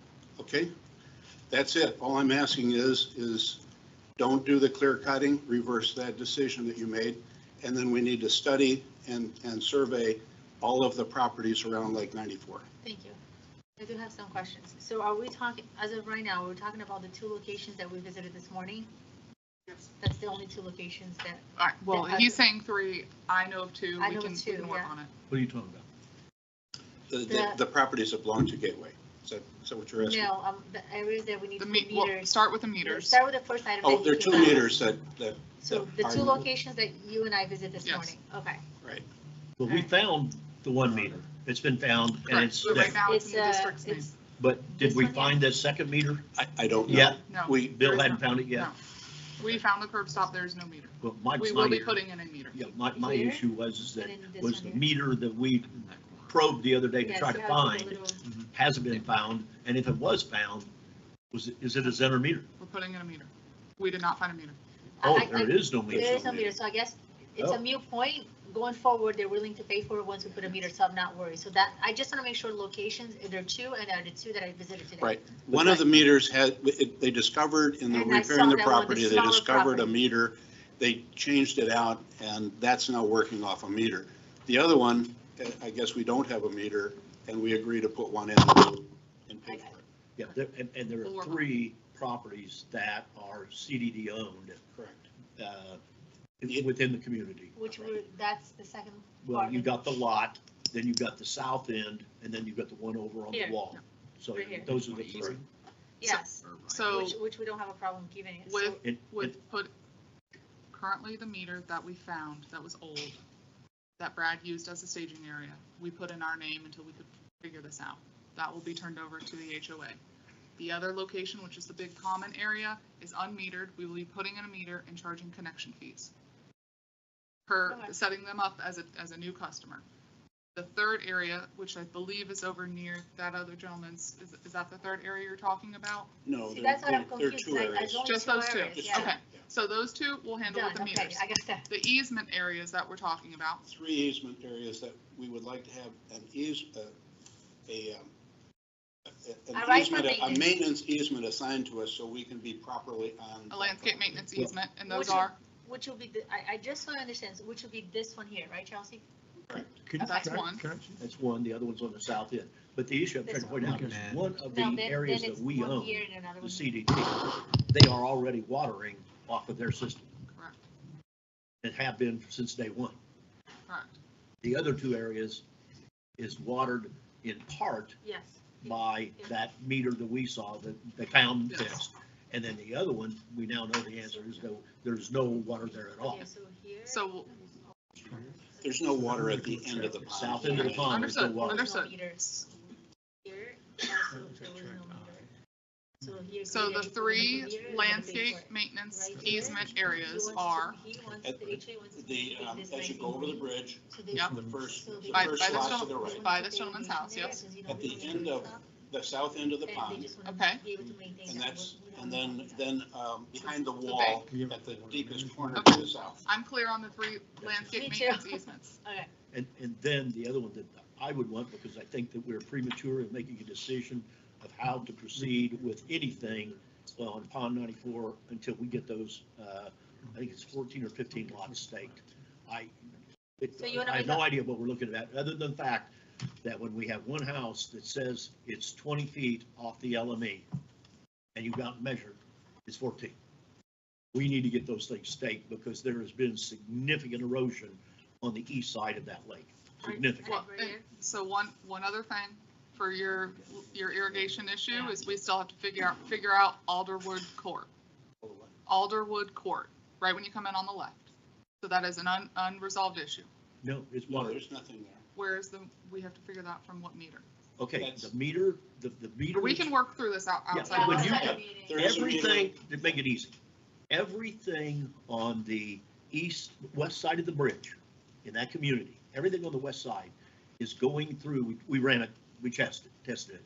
It's going through that meter there as you cross the bridge. All right. That's the one that's reading about 400,000 gallons every 2-month period. That's why it's using so much water, because everything on that side is being watered. Perhaps, Everything. let's meet And on the out other there. side of the bridge. Let's meet out there with Bill. Okay. All right, All right, no problem. So then the only thing that you're asking us right now that will be up for consideration is surveying the properties on Lake 94 to see if erosion took place, and then we may not need to remove some of the palm trees and lake trees, given that the banks needs to be restored. I got that? Yeah, and I can Okay. understand that I you got want that, to know that before we Yes. do away with your third. Some are questionable to me, I'll be honest with you, I was on site twice, and some I could see, and some, but again, once the survey's done, then we'll know. Yes, Tony? And from the standpoint of the parcels involved, that one track looks like a huge lake track, primarily it's a water management tract with some, lake bank. And there's two other tracks that you said you wanted to have a landscape maintenance. I'll work with you on that. Okay, I was going to say, because we get. I know the locations. Okay, thank you. And then Yeah, but I- irrigation on the south end of the case it's an open issue. There's no irrigation at the south end of the lake. Correct. Correct. Which it never was, Right, and correct. established, so once something, it's sable palms are native, they're established, you're not gonna need it. Unless we have to move them. Yeah, okay. Okay, I have a question. If the first step is to put in the surveys, stakes, Yeah, survey yes, stakes, yeah. are we going to survey the entire pond or just behind residence homes? Well, we- Question. Well, we have 6 houses, Bob, on I've been the out there, east I looked side. at it. I Yeah. know it was- I don't see any reason to do anything more than those 14 lots. There's nothing else to survey. There's nothing Well, else, yeah. Okay, There's but nothing that's else to why survey. I'm asking Yeah. what I'm asking. Yeah. Because on that far stretch on the back of it, farthest from the road, where there's currently a bunch of trees, if any type of That's the slope district's property. remediation needs to be done, those trees can go and you just refix them. Correct, Yeah. and that's what I was thinking, that'll be the cheaper, and they're not Right. required. Because and I'm that's not what I was- really, I don't know that I can fully embrace carrying 20 years worth of erosion. There's no littorals there. Mhm. So, Yeah, I think, Just take it a step at a to time. answer your question, the survey is only really necessary for the 14 For the lots. homes, yeah. I don't see And any. that'll well, be, there's one on the other side, he's got his wall there, where he built a wall out of brick and stuff. On the opposite side. He's one of the 6 on that side, there's 8 on the other So side. you're doing, okay, there's only 14 homes that don't live. yeah, 14 yeah, homes. Right, 14? Yeah. I think he's last. All right, well, let's see what that tells us. I thought it was more than that. Pretty sure it's 10, 14. 11, 12, 13, 14, 40 homes. Okay. All right, thank you. Thank you. Thanks, Bob. Next. All right, John Payne, did you have anything to add to that? You also had Lake 94. Most of it been covered, but I'll just, we live on the corner where If you could just announce your name for the record, please. John Payne. We live on the far corner of the end of that lake where we look right down to that easement we questioned about. And we fell in love with that. We got the trees and then we got the lake, and now I'm hearing it's gonna go, the trees. Without the trees, there's no irrigation back then. I'm hearing there's not gonna be. We're gonna look at dead grass 6 months out of the year. Because those trees kind of shield the grass a little bit along with the bushes. So I know it's a matter of cost, but one I hear from realtors and people in the subdivisions can bring down the value of the property. Just the beautification of that easement. Question. Are you talking about the south end? here, this is his property. Yeah, I don't know what you're talking about, but this area here. Right. So this is his property, and he's talking what Bob is talking about. So Okay, right you got the here, oak, you got the big oaks. Yes, and I'm willing to let But them he's go. worried about that other stretch, that long stretch. which if we need to do with the anything, dozen trees there. I would go with Bob's, clear cut the trees, and because the cost, of clear cutting 9 trees versus the cost of redoing that bank. is Or significant. possibly even just moving them further back. I think Tree planting. those trees are all built in clusters of 3 and 2. Yeah. You could take out the 3, make a decision to replant them or get Right. rid of them. The 2, if you go clear cut, they're in the clear cut. I don't think a clear cut's necessary. You could go 12 feet, solve the And problem, upgrade. still have the trees, you're willing to Still get already, your 4-to-1. you're So already you're willing removing to just the maintain it. first line of trees, Yeah, that's just, it. just make most cost-effective way. Okay. Keep him happy with the trees that are there by replanting, and then not go into a full bank replenishment or a pond replenishment. And I just think that's Contour what, it down to I think that's 41. what you're All right, trying to. thank you, John. Okay, thank you. All right. Next up, I have Tom Thatcher.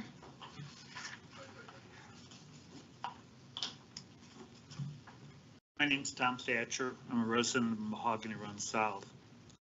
I'd like to understand the CDZ's position on the lake management easement a little bit better. While we acknowledge your right to access our properties for maintenance, we strongly oppose the clear cutting. This action, along with the permit granted by Lee County, directly contradicts the agreement between the CDD and Westinghouse, which commits to restoring the property to its original condition or better. Additionally, Lee County has cited a section of the Land Development Code in the permit that CDD was granted that I believe only applies to property owners removing trees. We believe the correct section is 14337A5, which specifically addresses duly constituted entities like CDD and easements. This section requires minimal tree removal. We urge CDD board to reconsider the decision and explore alternative solutions that preserve the natural beauty of our neighborhood while respecting the easement's limitations.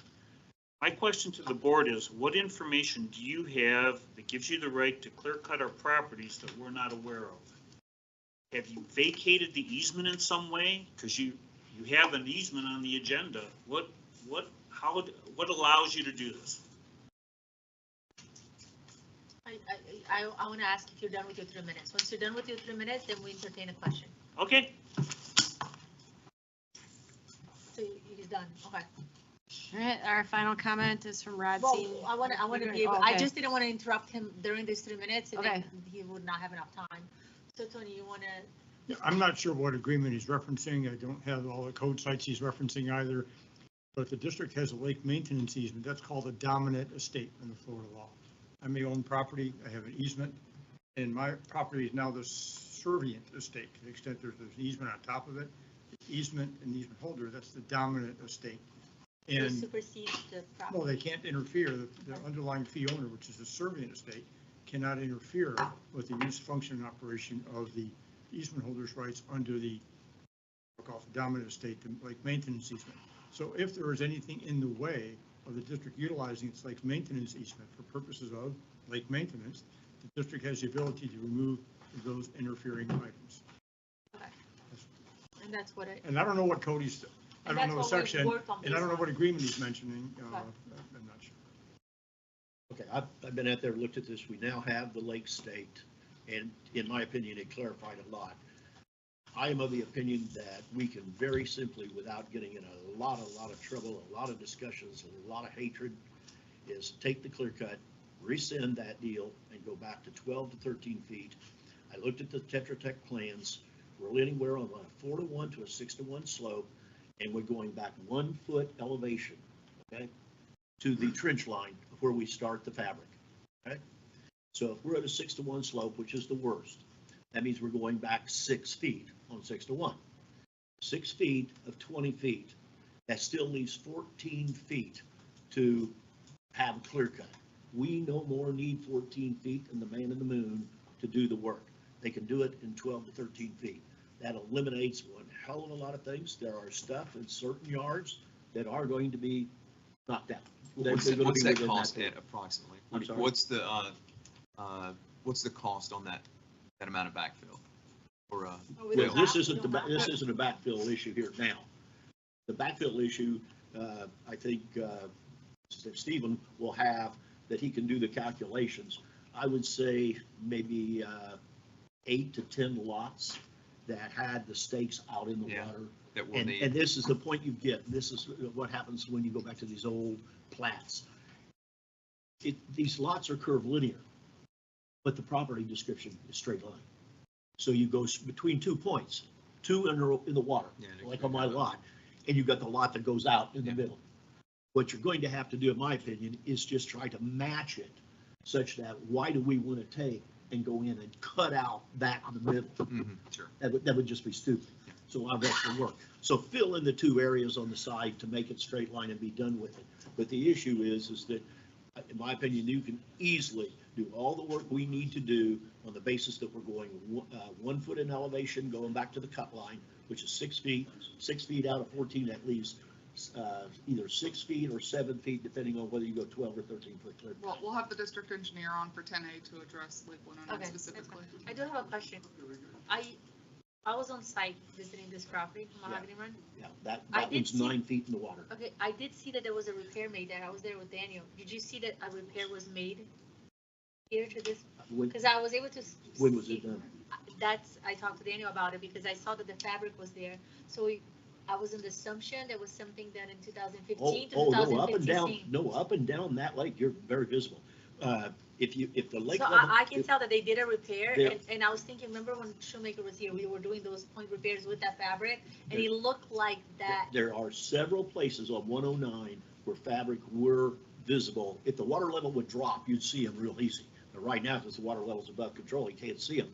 You can see some of the black materials still Well, I saw it sticking last there. week, Yeah. it was, Yeah. yeah, so I can tell that, like, at least on this But property I don't here. know, I have no idea of which ponds or which lots were done, but that particular lot right there, I saw. the yeah. point is 9 feet in the water And it's the worst one, I think. by far. One more public comment. All right. That's, Rod Senior regarding agenda item 10A. And you got your weir right here. So you've got yeah, so what long-term. happened? Good afternoon all. Rod Senior, Gateway Greens. I'm here to support Mr. Thatcher and other residents similarly affected, which doesn't include me. I'm just trying to be a good neighbour. The 20-foot LME rule was written a long time ago and understandably provides the board with certain powers. Although there are rules, it is an imperfect world, and for many reasons, rules may not have been rigidly adhered to in the past. Perhaps an inadvertent oversight by a resident or less vigilance by previous district boards and staff, pond bank erosion, etc. The question is not over the rule itself, but it is more to do with the common sense enforcement of the rule. By example, in my career as VP for Valero Oil Company, I managed 4,000 independent gas stations. The EPA introduced a rule that all underground metal storage tanks must be replaced by fiberglass to prevent leaks and environmental pollution. Forcing all my dealers to dig up their tanks because of this rule would have bankrupted them. The common sense solution that the industry adopted was to grandfather existing underground tanks unless an actual leak was detected, in which case they were required to be replaced. The new rules were applied to all new gas stations built or refurbished from a date certain. The case of a 20-foot LME, in my mind, is not really that different.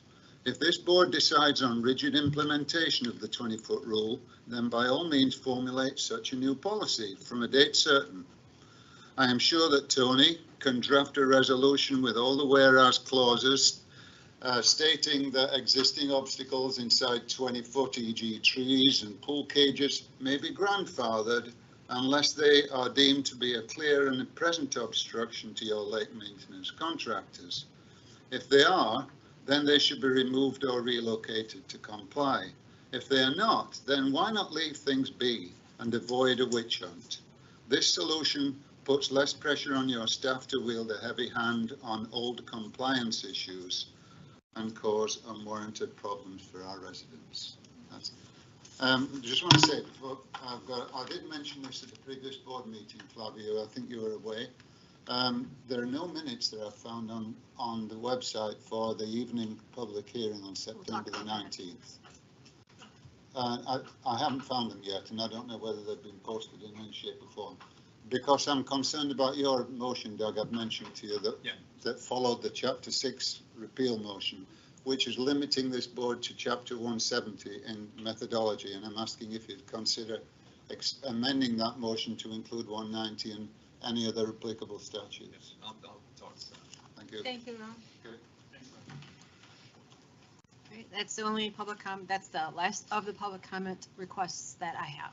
Nobody I online? don't have anything, no, but nobody can do that anymore starting this fiscal year. Oh, no. All right, local achievements and recognitions, do we have anything? We've had a lot of compliments for our utility staff and all of the work that they've done out in the field. If it's a pressure issue or if it's just over communicating. So I want to just give them the kudos that they deserve. Thank you. Pelican Reserve? Thank you. I can find my pointer. All right, at their PPAC meeting last month, Pelican, Peggy's term has come up. It actually ends in a few days. She has agreed to stay on PPAC and submitted her application to remain on PPAC. And they unanimously voted to have her on PPAC. And since those appointments need to be approved by the board, I'm bringing that forward for your approval. Move to approve. Accept. Second. I have a motion and a second. All in favor, say aye. Aye. Welcome back, Patty. All right. Move to approve agenda items 8A, B, and C. I have a motion. Second. I have a second. All in favor? Aye. Aye. When are we, to follow up on Consent Rod's agenda. deal, when are we going to have the minutes for that So we had them. 19th meeting? We have them. We just, because the audio was so horrid in person and online, Tony wants to take another stab at reviewing those as well as staff to make sure that we have documented exactly what was done and approved at that meeting. So I'm hoping by your November 21st meeting, we will have those for you. And the only item that you have in question is Doug's motion? No, the whole meeting is. No, there were a number of areas. Sorry, No, there are a number of areas that I'm working with. As I said, my first pass, I made some comments. I came back. There were still some additional comments I have because of the nature of that particular action. I think it's important to have Zachary's set of minutes. So you'll have it at Recognizing the- we do have an audio. You'll have it at yes, the audio is online. It's not the best, but the November 21st, you'll have it. That's our goal. Thank you. So we'll have consent agenda items. Anything to pull? Yes. A.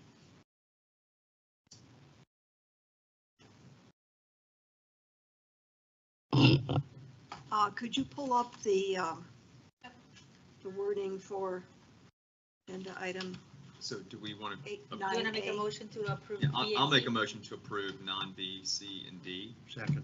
Okay, I would like to amend his motion to include only the distribution of $95,163.98 from the Gateway Series 2023-1 bond. Are you talking about B? And I would exclude the $189 Wait, hold on, Let- hold on, let's from just- the- hold on. let's We just- haven't pulled let's it just- yet? Let's just pull. we're So already you want to pulled pull A. A? So, You wanna- I want to pull A. Okay, okay, pull so A. so we just- have a motion for approving of 9B, C, and D. Yeah. Oh. Do I have And a we'll second? discuss it. I second. All second, all in favor, say aye. Aye. So let's go ahead and, A now. Now go back to the other. Now ones. Okay. I would like to approve just the first distribution, which is the 95,000 and some odd dollars. Where did it go? It was just up here. Right there. 9516. And to exclude for the moment, the part that would come from Pelican Preserve, which is the $189.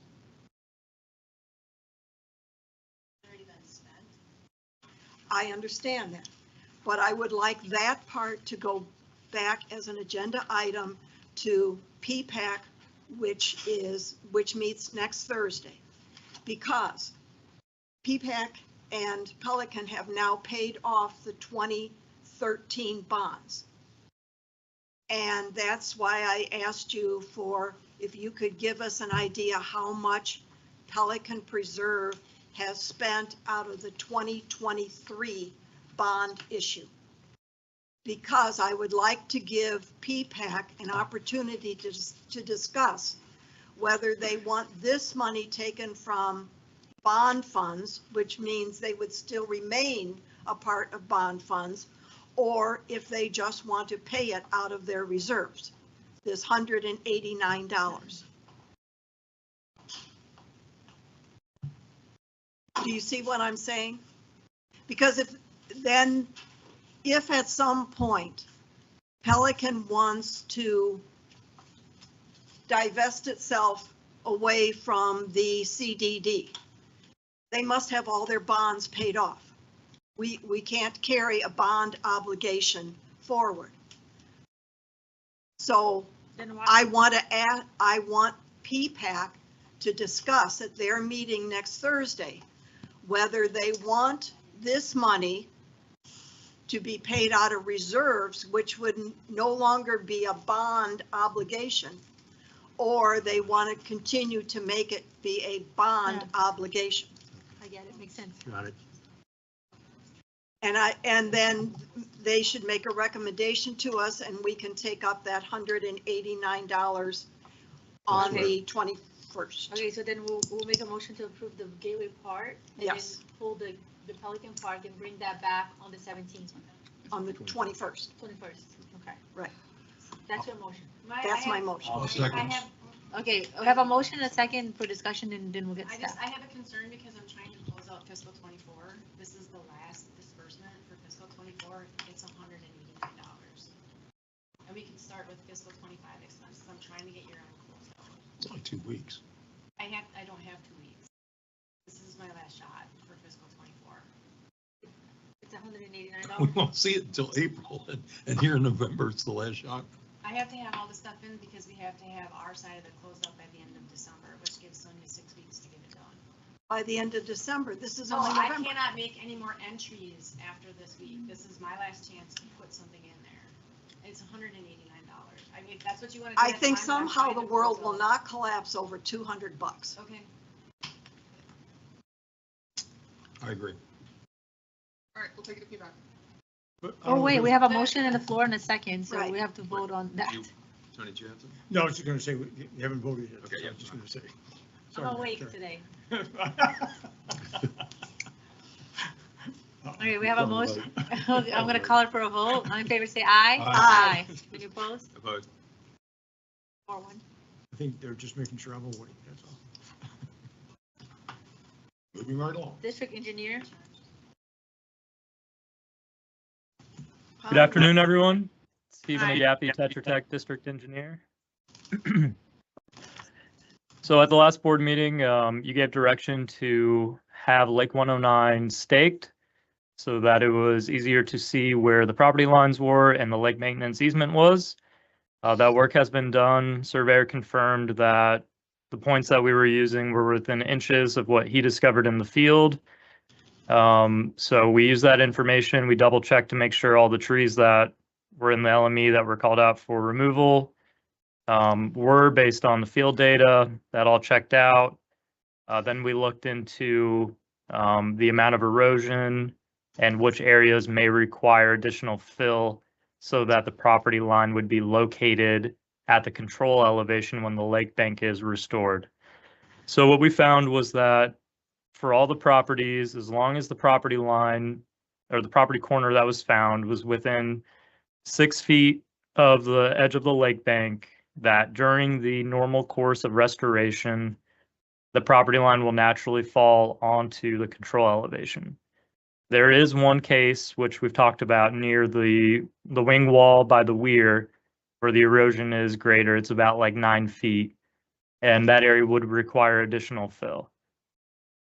But all of the other ones that are in the water will, during the course of the restoration work, fill is going to be added to create the 6-to-1 slope, and those spots will be returned to where they were designed to be built at.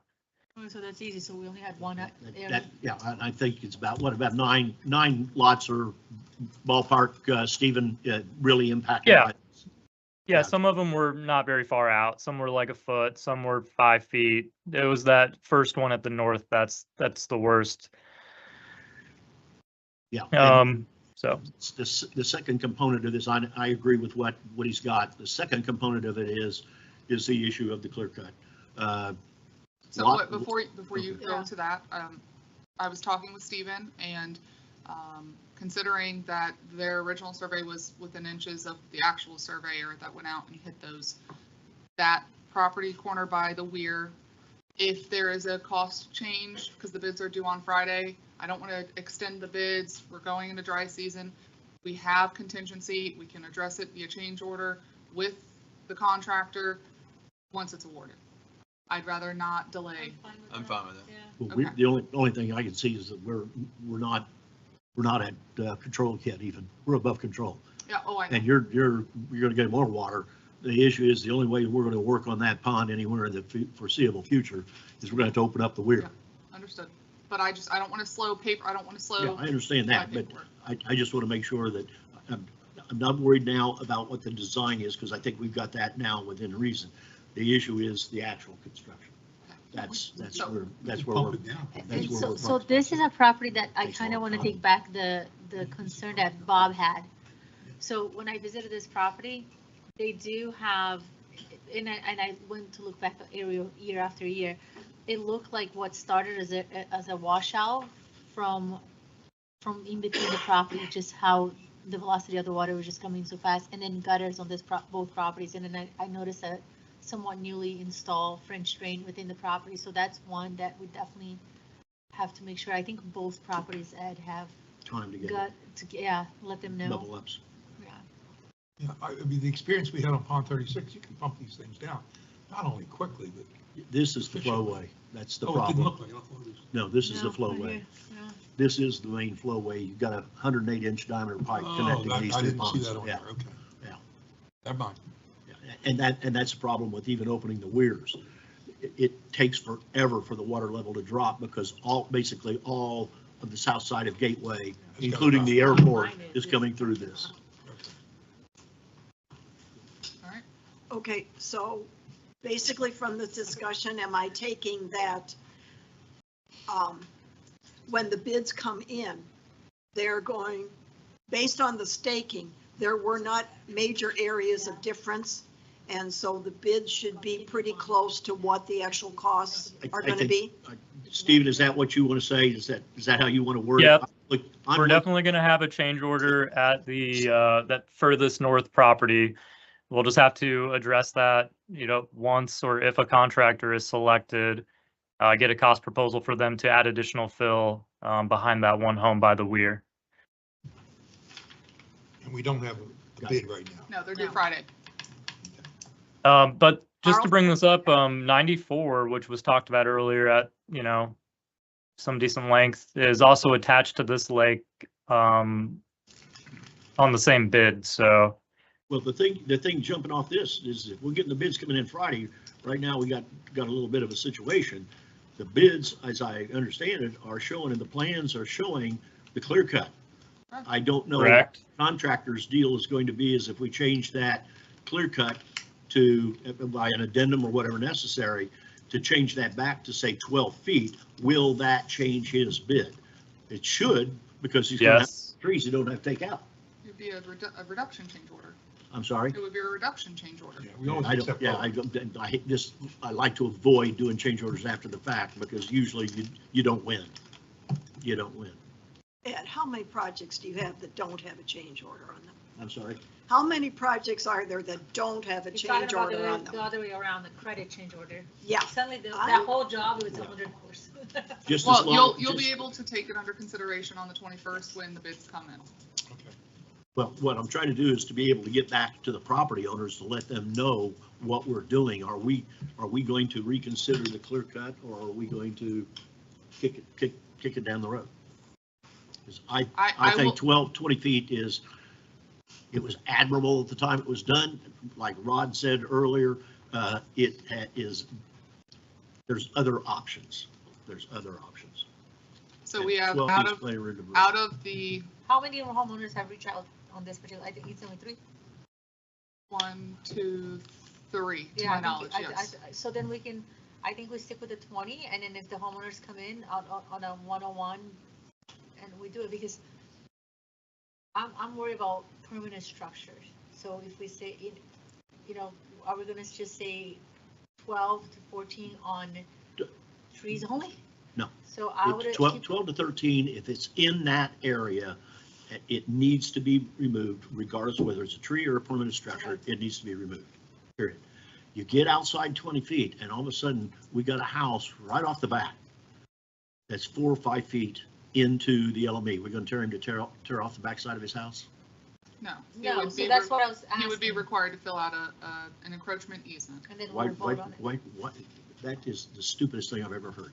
Why would you take and have a clear-cut deal to turn around and grant that you don't want to allow? That makes no sense. Why would you do that? We already got the clear-cut deal. That's my point. Why, if we need to reconsider, we should have never been granting exceptions to the deal if we were going to do the 20-foot clear cut. We never knew we were going to do that. That's what we said. We wish we'd never done that. Try not to do that. So I think the issue is that if you want to bring them in, that doesn't answer the people's questions right now. They want resolution. What are we going to do? Wait till we get the bids. Do what? Wait till we get the bids. Well, my problem is that we take the bids, but the bids already includes costs in it that we got to go back and now do change orders. So the policy right now, as it sits, is it's a 20-foot clear cut. We've sent out letters to multiple ponds. We have 2 ponds that we need to send letters to that the contractor will be mobilizing before the end of this month. I'll go on ahead. I'll make the motion to change the 20-foot clear cut to 12 feet effective immediately. What I would suggest that any motion, we don't want to have the district in the position where somebody says we waived our rights to enforce our easement, because that's also South Florida Water Management District. I'm not saying that. No, so I would suggest that it be for these specific projects based upon the specific facts that exist today. This way it's very narrow if you're going to do that. And it would not inflict on. It would not be a precedent. The repair or maintenance in the near future. Correct, that's correct. And can you add from the point of where you're counting, starting that count? What do you mean? Trench line, where are you starting that 12-foot count? Just add that to it. Well, where does the easement start? It starts at the control elevation. So it's 12 feet from the control elevation. Yeah, for this particular project, or those 2 particular projects, I guess, if we can, I would suggest you narrow it down if you're going to do that. I'll change it. Well, we have 12 ponds. We'll be on the back docket doing list. it again on pond 94 because the same issues over at 94, but at this point in time, I'll make at least the motion to change the 20-foot clear cut on pond 109 to 12 feet from the control elevation. I'll call for a second. Second. Do we have a motion and a second? Well, let's call for a vote. All in favor, say aye. Aye. Opposed? No. Aye. Well, No? I'm a no. Okay, so 3-2, motion fails. All right, anything else for Lake 109? So we'll work with the change order when the bids come in, and we'll address that one property by the weir. Thank you. All right. How about you, Admin? I know we have Tetra Tech, their master rates yes. contract discussion. I was gonna take a break. Do you want to? No. No, I'm kidding. I'm not gonna take a break. Gee. You want to take it? Go ahead. General, Either you general summary. Okay. We have a master contract with Tetra Tech that has standard rates by positions. When we have a job, we request a task authorization from Tetra Tech. They provide the number of hours and the positions with position rates. In reviewing some invoices, what we were billed was not matching the task authorization. It did match the master, but it did not match the task authorization. Laura put together a small example in here. We've been discussing with Tetra Tech, and we're trying to figure out a way to resolve this moving forward. If it's, because these contracts are not to exceeds, if you want to hold them to the task authorization rate. They're estimated not to exceed. Okay. If you want to hold them to those numbers, or if you want to move towards lump sum. And I believe Tetra Tech is online in case you want to ask them any questions. I'll start. Carol, do you have any?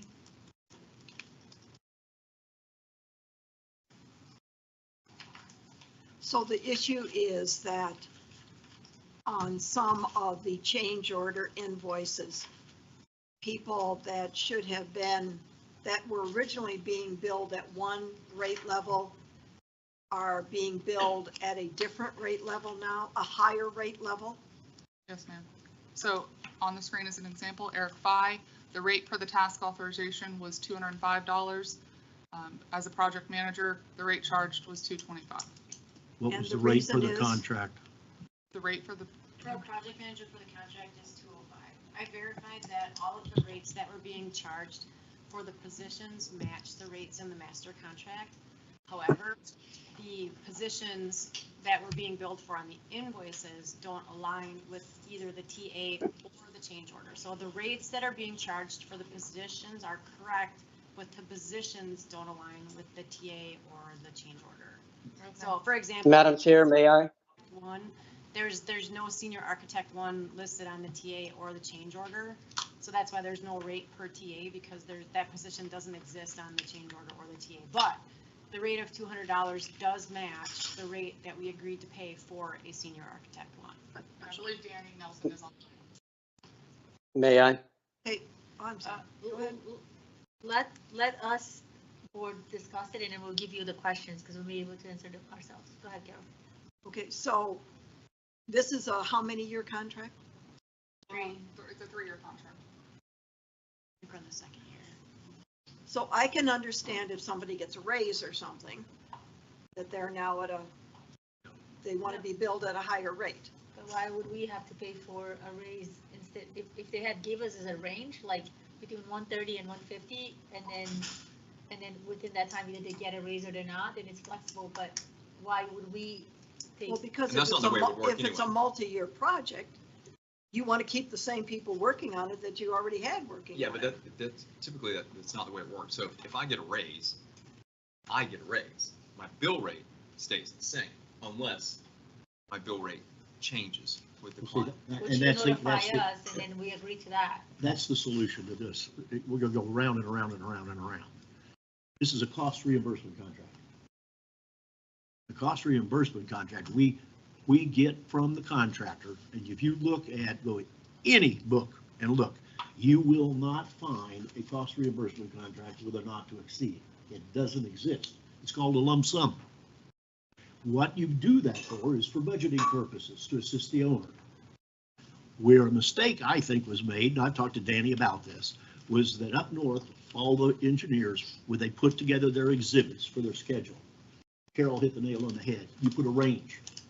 And that range then contemplates if a employee gets, let's say, a cost of living in the second year, or the third year. Okay. Or you bring in a new employee, hire a new employee. These days you're at the mercy of the market. If you want to hire this guy, you're going to pay X, and he don't give a damn about what rate you've got in Exhibit A of any contract. You've got to hire somebody because you need somebody. That flexibility's got to come in, and on a cost reimbursement, in my opinion, unless and until you get to the estimated not to exceed, we're making a mountain out of a molehill. These are professional services. These aren't landscape vendors and painters and all that crap. These are professional services. We're going to get ourselves in a position we won't get anybody to work for us. What is the total amount?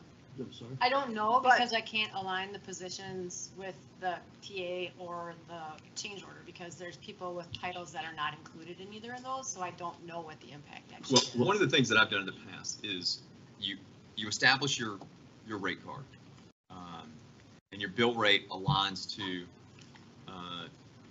the role or various roles. It's a engineer 1 versus an engineer 2, 3, project manager, senior project manager, whatever.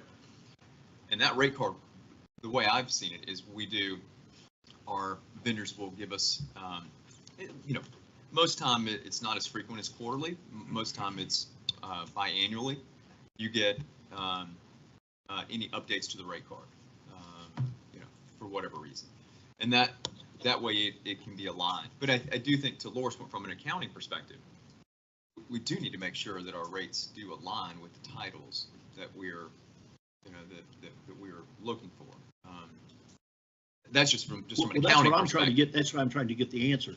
Is that if we have, keep in mind, a task authorization cost breakdown is an estimate. That's all it is. Yeah. It's an estimate. Yeah. That's why you do it this way. Well, and a good example too, like if this is our, is this our rate card or our? That's the master rate. This is our master.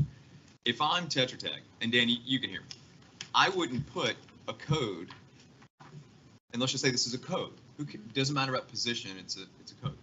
I wouldn't put a code on the bill sheet that wasn't on the master. So it could have just been some oversight. So it's could have easily been avoided had someone said, okay, we're not going to use, what was the one that was on the, Senior, something that wasn't on the rate card.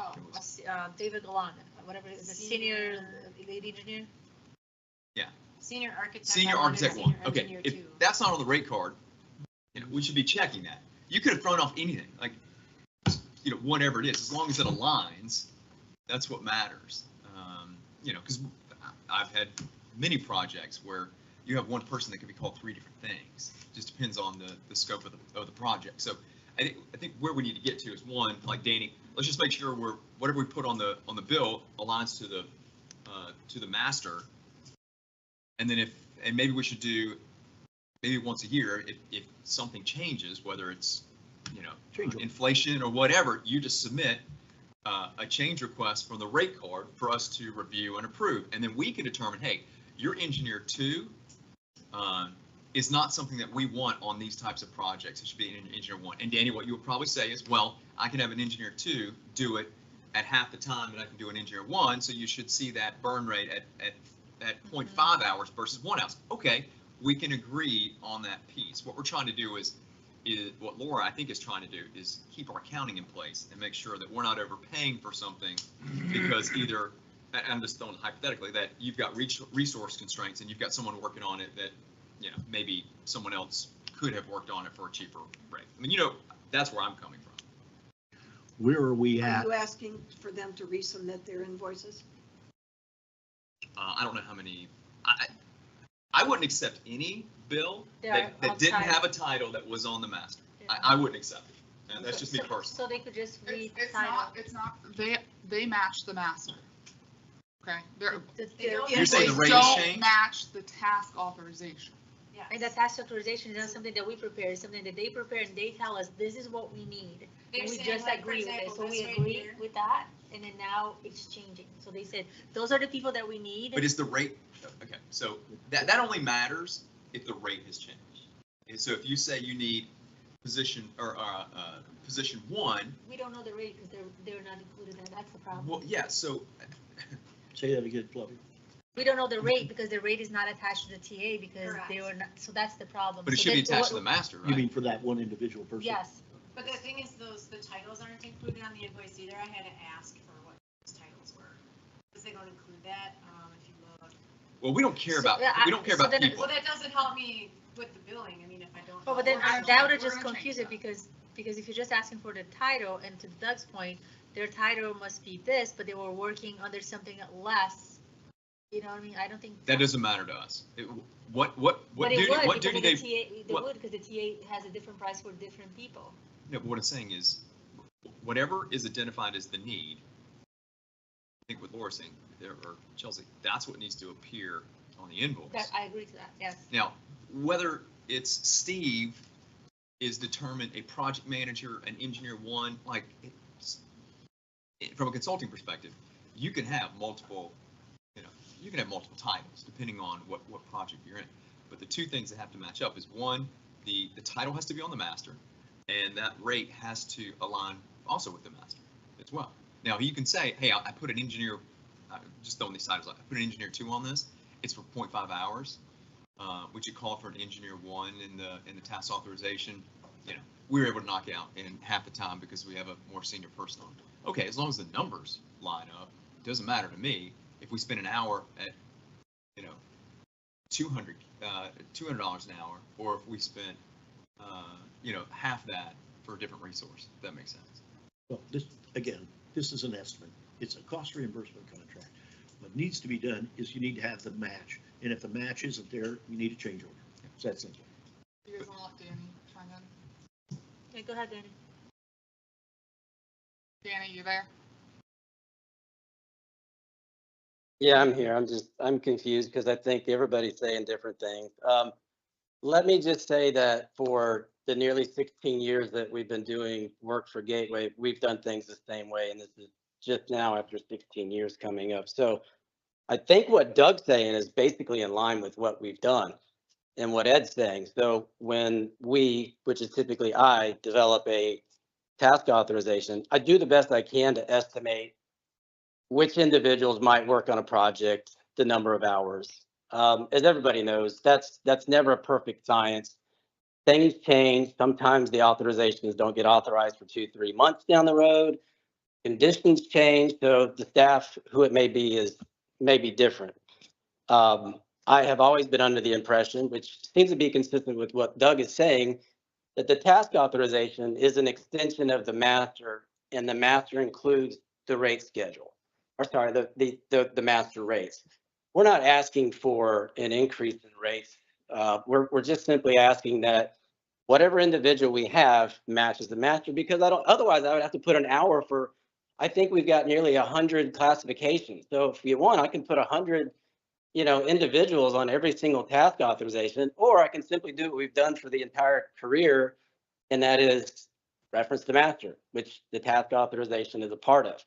As far as what we're talking about here, staff already knows this. We've conceded to the point of Eric. We're billing him. We're revising the invoice to match what it is on the task authorization. We're not asking for what he actually is as a senior project manager. We're conceding to the 205.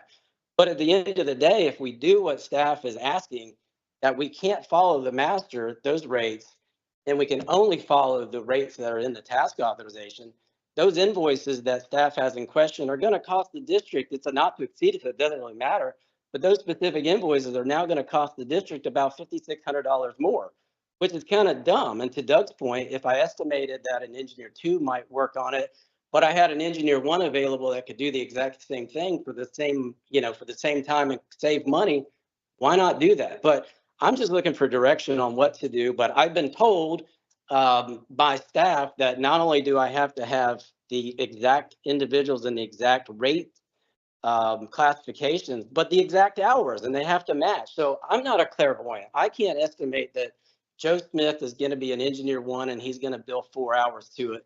Joe may need to bill 5. The not to exceed is a not to exceed. It's not going to go over that unless the scope changes, which quite often does when we're dealing with staff. So, or unforeseen conditions. But I'm just looking for direction on what to do. If it needs to be a change order, I'd be glad for the staff to prepare a change order that we can sign. But I don't know that it's necessary, because as far as I've known, the task authorizations have been extension of the master, which the master includes those rates.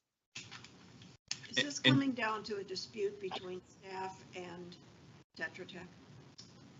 I wouldn't necessarily call it a dispute. We're looking at the invoices, we're reviewing them compared to the TA. They don't match. To Tetra Tech's point, it's a not to exceed. The rates match the master. But if we're holding them to the TA, then it doesn't jive. That's the point. Okay, but my question is, estimate was everything changed to me as soon as I heard the word estimate. So if the TA is an estimate, then we have to treat it as an estimate. It says not to exceed. Not to exceed, but we're not there yet. So we have not exceeded yet. So I get that part. So I guess that's a problem that it may. We have exceeded? We have a change order for this particular project because we've gone over. But hold on. Is the change order for a change in scope, or is it change order due to this rate differential. It's a change, Big it's a change in scope. Well, no, then If that's a change in scope, then that has nothing to do I with want this. to make sure we understand too from staff, like what's the problem that we're trying to solve? Where's Yeah, your pain that's what point? I'm trying to get. What are we trying to We solve want, here? we understand where our vendor comes from, that they're gonna do their thing and they act in their best interest, of course, along with ours. But staff, we don't sit in your shoes. We don't know where your pain points, especially from an audit or, validation perspective. The numbers are difficult and there's a lot that you have to deal with. And sometimes if you've got to spend extra time looking something up or something's not in line, you may not have insight in that. It's more time for you. It's frustrating. So what is it what's the problem that you're trying for us to help you solve? My thing is I am doing my best to make sure that we are being fiscally responsible with the funds that we're spending on stuff in the district. And if we have a TA that was estimated at specific labor costs and we have a not to exceed number, which is what we budget for, and we're being billed at higher labor rates, we're going to rip through that NTE number much faster. And I can tell you that in the 4 years that I've been here, there have only been maybe 3 times that we have not gotten a change order. We've gotten to the end of the funds, and it was not from a scope creep thing. It was because we ran out of money. How is this done under the professional services here at Gateway? That's what I said. How's this done on other professional services? Legal. What's the task authorization? How does it show and how does it compare? Tony does not do task authorizations. Why are we doing task authorizations for them? Well, the only time I typically do them is if we have like bond issues where I have a gross number. Big not to exceed projects. number, So and if I go my over it, point is I that do lump professional sum. services are professional services. If you're going to do it for one, you're going to do it for it all. My whole point is you're losing sight of the issue here. This is a cost reimbursement contract. What you're going to do is you're going to drive our vendors to lump sums, and then we have no opportunity for savings, none. If it's wrong on the billing, that is a totally fixable situation. You get the master, you change it, you either put an escalation into it for an annual basis or you have a range, a rate, and that takes it through the 3-year contract. If it's a scope change, that's a whole different ballgame. I'm not even worried about it because that's on us. So my question is just on the hourly rate differential and on this contract, which is what? It's not just this TA, it's every TA. But when I went through and I verified that the rates that were being charged for the positions on the TA, so those numbers across the top with the positions underneath them, do match the master agreement with the exception of one where we were being overcharged for, where we were being charged at a higher rate than what was in the master contract. Okay, when that invoice came in, what happened? I have to find the specific invoice. I don't. Okay, well, let's go back to the invoice because you and I talked about this the other day. The only way I see that this is going to get resolved is go back to the invoice itself. And like we said, is if there is Billy Bob that works for Danny, and Billy Bob is a design engineer 1, and we put him in at 225, and by the contract, he was 205. And that's a $20 differential, $20 differential times the number of hours he billed. My question is, when you take just that issue, which is I understand the issue, what's the total issue we're talking about here? Are we talking about $2,000, $3,000? What's the number? And we don't care if it's Billy Bob. The fact that it's a design engineer 1 is what was called. I've talked to Danny about this. I've not seen on a cost reimbursement contract, I always had the employee name. Yeah. And I had the employee classification because I don't know who all the employees are. And my clients didn't know. And then I had the hourly rate. Now, a lot of mine, it was the hourly rate that the employees paid times a multiplier. That isn't the way we did this. These are per schedule. So that's no problem. Yeah, I'm not saying that you don't have the name in there. I'm just saying we're looking at. We're looking at classification. We're looking at the classification as the primary. It needs to be a classification. Then we'd look at this differential. If it's a differential because of the fact that an employee wasn't there or a change or whatever, then that would constitute a change order. Yeah, and I think from a staff perspective, again, part of the responsibility is to do due diligence, drive efficiency, and to make sure that they're holding our vendors accountable. It's what we want them to do. Years ago, we didn't do any of that, and it created some problems. So one of the things I would start tracking is what is our plus or minus variance, just as something internally. So how many task authorizations and upon completion, what is the variance of that completion rate? Are we at, within plus or minus 5%? If we're saying we're going over quite a bit, then we need to have a conversation with our engineers saying, hey, you're either, you need to adjust your bidding, or, maybe you're using resources, that are a little bit more expensive. That becomes a, It becomes an approvable versus a right. non-approvable. That's change value order. engineering is where that. So ultimately, if the rates again, I've told Danny this countless times, if they want to change the rates, they do a change order. If they want to change the master contract rates, they bring it in front of you. I'm not opposed to that, but if from a management perspective, we have a signed contract that says these amount of hours, these amount of rates, when we get the invoices, we're going to look for these amount of hours, this amount of rates, and it's not. No, So that's, you're wrong, you're dead wrong. okay, so if you. It is a cost reimbursement contract. That is not what you are so far out in left field on engineering contracts. You don't know what you're talking about. Can you let me finish, please? Well, don't finish talking about this, because Okay. you're gonna get us in a lawsuit. You're wrong. You're dead wrong. Okay, can I please finish? Go ahead. So ultimately, what I'm looking for direction from you all is, if you don't care how they get to not to exceed, I don't care how they get not to exceed. It's a lot less work for me. Yes, so it can be a not to exceed total contract number. I don't care if they use Eric, if they use Danny, if they use Billy Bob. If that's the process, I'm fine with that. That's the policy. It's not a lump sum. It's a not to exceed number for the total bottom line number. Now, if they go over it, they have to justify it with a change order, and they have to say why, and it's because X, Y, Z. Then I'll go to the next step. Okay. Understanding that, how on earth can you take, and on Tony, on the legal, it's a blank check. There's no not to exceed. How can you be so worried about this and not worried about that? How do you do that financially? He has a contract. No, that's not what I said. Does he have task authorizations He and does not everything? have- he So does everything's a blank check. If he bills 50 hours, he bills 50 hours, we pay 50 hours. We don't check it against anything, correct? We check it against his master contract rate. That's not what I said. I Work said, hours. if he has hours and unlimited hours, when you're a contractor, you're doing your due diligence, you're looking at his hours, the engineer's hours. You're not looking at his. Why aren't you looking at I his? can counter that. So basically, if you want to look at it that way, we can treat that as the open funding that we have for the general engineering for Tetra Tech, because Tony's general legal counsel, he does have a budget for that.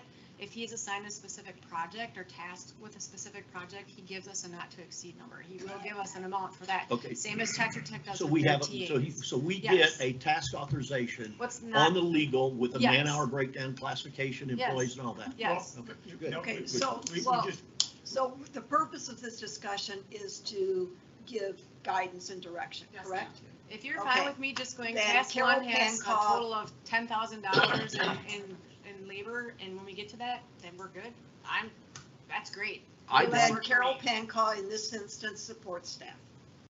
I look to see this differentiation, because the differentiation needs to be addressed. No doubt about that. That needs to be addressed, and that can be addressed with a change order. As long as it's not scope. Scope change, that's a whole different ballgame. We And I agree. think we all agree and stand with that. Absolutely. So I just need to know, with the TA, do we say, those are the hours, those are the numbers, or do we just say the not to exceed number is 60,000, and however they go to get it? Your deal is to make sure that if he's got a design engineer one, the design engineer one is being billed at the rate that's in our agreement. That's issue one. I would not challenge the hours and or the assignment of people within an office. That'd be like going to Tony and say, I don't want Zach, I want Lenore. We don't. We don't do that. We don't do And that. we have Danny. Prepare the writes TA, those yeah, we TAs. have no input. Correct. Okay. Unless it's like CEI and I say, no, we want limited or we want full, they provide that. So I'm just looking for direction. Do you want us? What just I'd like not to see then is the invoices that are in question. See that breakdown that I had said earlier. If the labor rate is $225, it's supposed to be $205, and take that $20 an hour difference, multiply it times the number of hours, add all those up, and let's see what the volume is. What are we talking about here? Again, we're talking $2,000 to $3,000 on a $68,000 contract that is a $30,000 spent. We're wasting time. So Ed, how do you deal with the ones that aren't listed on the TA then? What do you mean? So the position, pull up the TA? I think if the minute you see that on it, this comes in with a deal, is that a change order is necessary. So I if. think But that's the answer. that needs to come from Tetra Tech though. Yeah, When Tetra Tech Yeah. sends us something that is not there, then you just shoot it right back to them and says, I need to see the order for It- this it because they're should. not in the TA and then it comes to the board. Agreed. Agreed. That was fast. and I'm swimming in shallow water here, but what I'm reading, if we had a public works storage building task authorization, a not to exceed number. Okay. If they've not exceeded it, I don't care whether they have Tinkle working on it, Gepard working on it, or Panchar. What do I care? As long as they don't exceed the number. But if, on the other hand, if the number for the task authorization is $20,000 and now we're at 40, I don't want to know that at the last minute either. But if they keep it within 20, I don't care who they use. So let me question, how does Laura balance that? How does she keep track of the unknown is it a half, is it a 60? Is it a 75? Whatever that When is it task too late authorization is to the us to unknown. know? When is it too late for us to know that we're gonna be over budget? Us at Oh, no, 60% or that's 70%? incumbent upon. What she should do is. That's incumbent upon Tetra Tech. We're talking about not two different to things exceed too. their budget. We're talking about two different things. One is budget monitoring.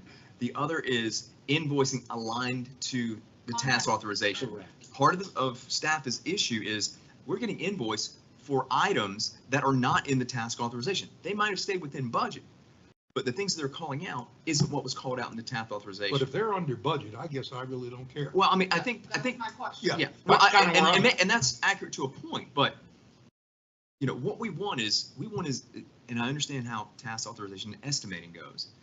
You want to get as close as you possibly can. But if Tetra Tech says, oh, by the way, we need to pull in a permit, whatever, Another $10,000. or we need to pull in another person because whatever, and they bill us for that. Well, that was not identified in the task authorization, so probably, we need to figure out how we manage through those. Do we care that they added someone else and they still stayed under budget, or there's an item And this that was wasn't in the task In the authorization? past, what did we do? I mean, I've never heard of this before. I think they should come to the board with a change order. In your particular case, Documented, it should go. they come in as, look, this just happened, come they to the do it all board, the and time. then we come to the board, and we're like, okay, we understand that. We need a we- because that's we a agree- resource we agree with request. your Then we needs. go That's a and- change request aligned to a resource. Now, and we're talking within reason. If it's just varying degrees of engineering, okay, whatever, if it's a design engineer one Well, versus. Keep in mind, the alternative is to come in with the task authorization. I'm gonna bring it as a lump sum. And I'm not even gonna screw with it To anymore. Danny's point, and I don't want this to be That's gonna more kill work us. for Laura and or Tetra Tech. If he has an engineer two that can get it done twice as fast as an engineer one, but it's not listed on here, now we gotta do a change order, that's gonna make more work for everybody. I need a policy from the board.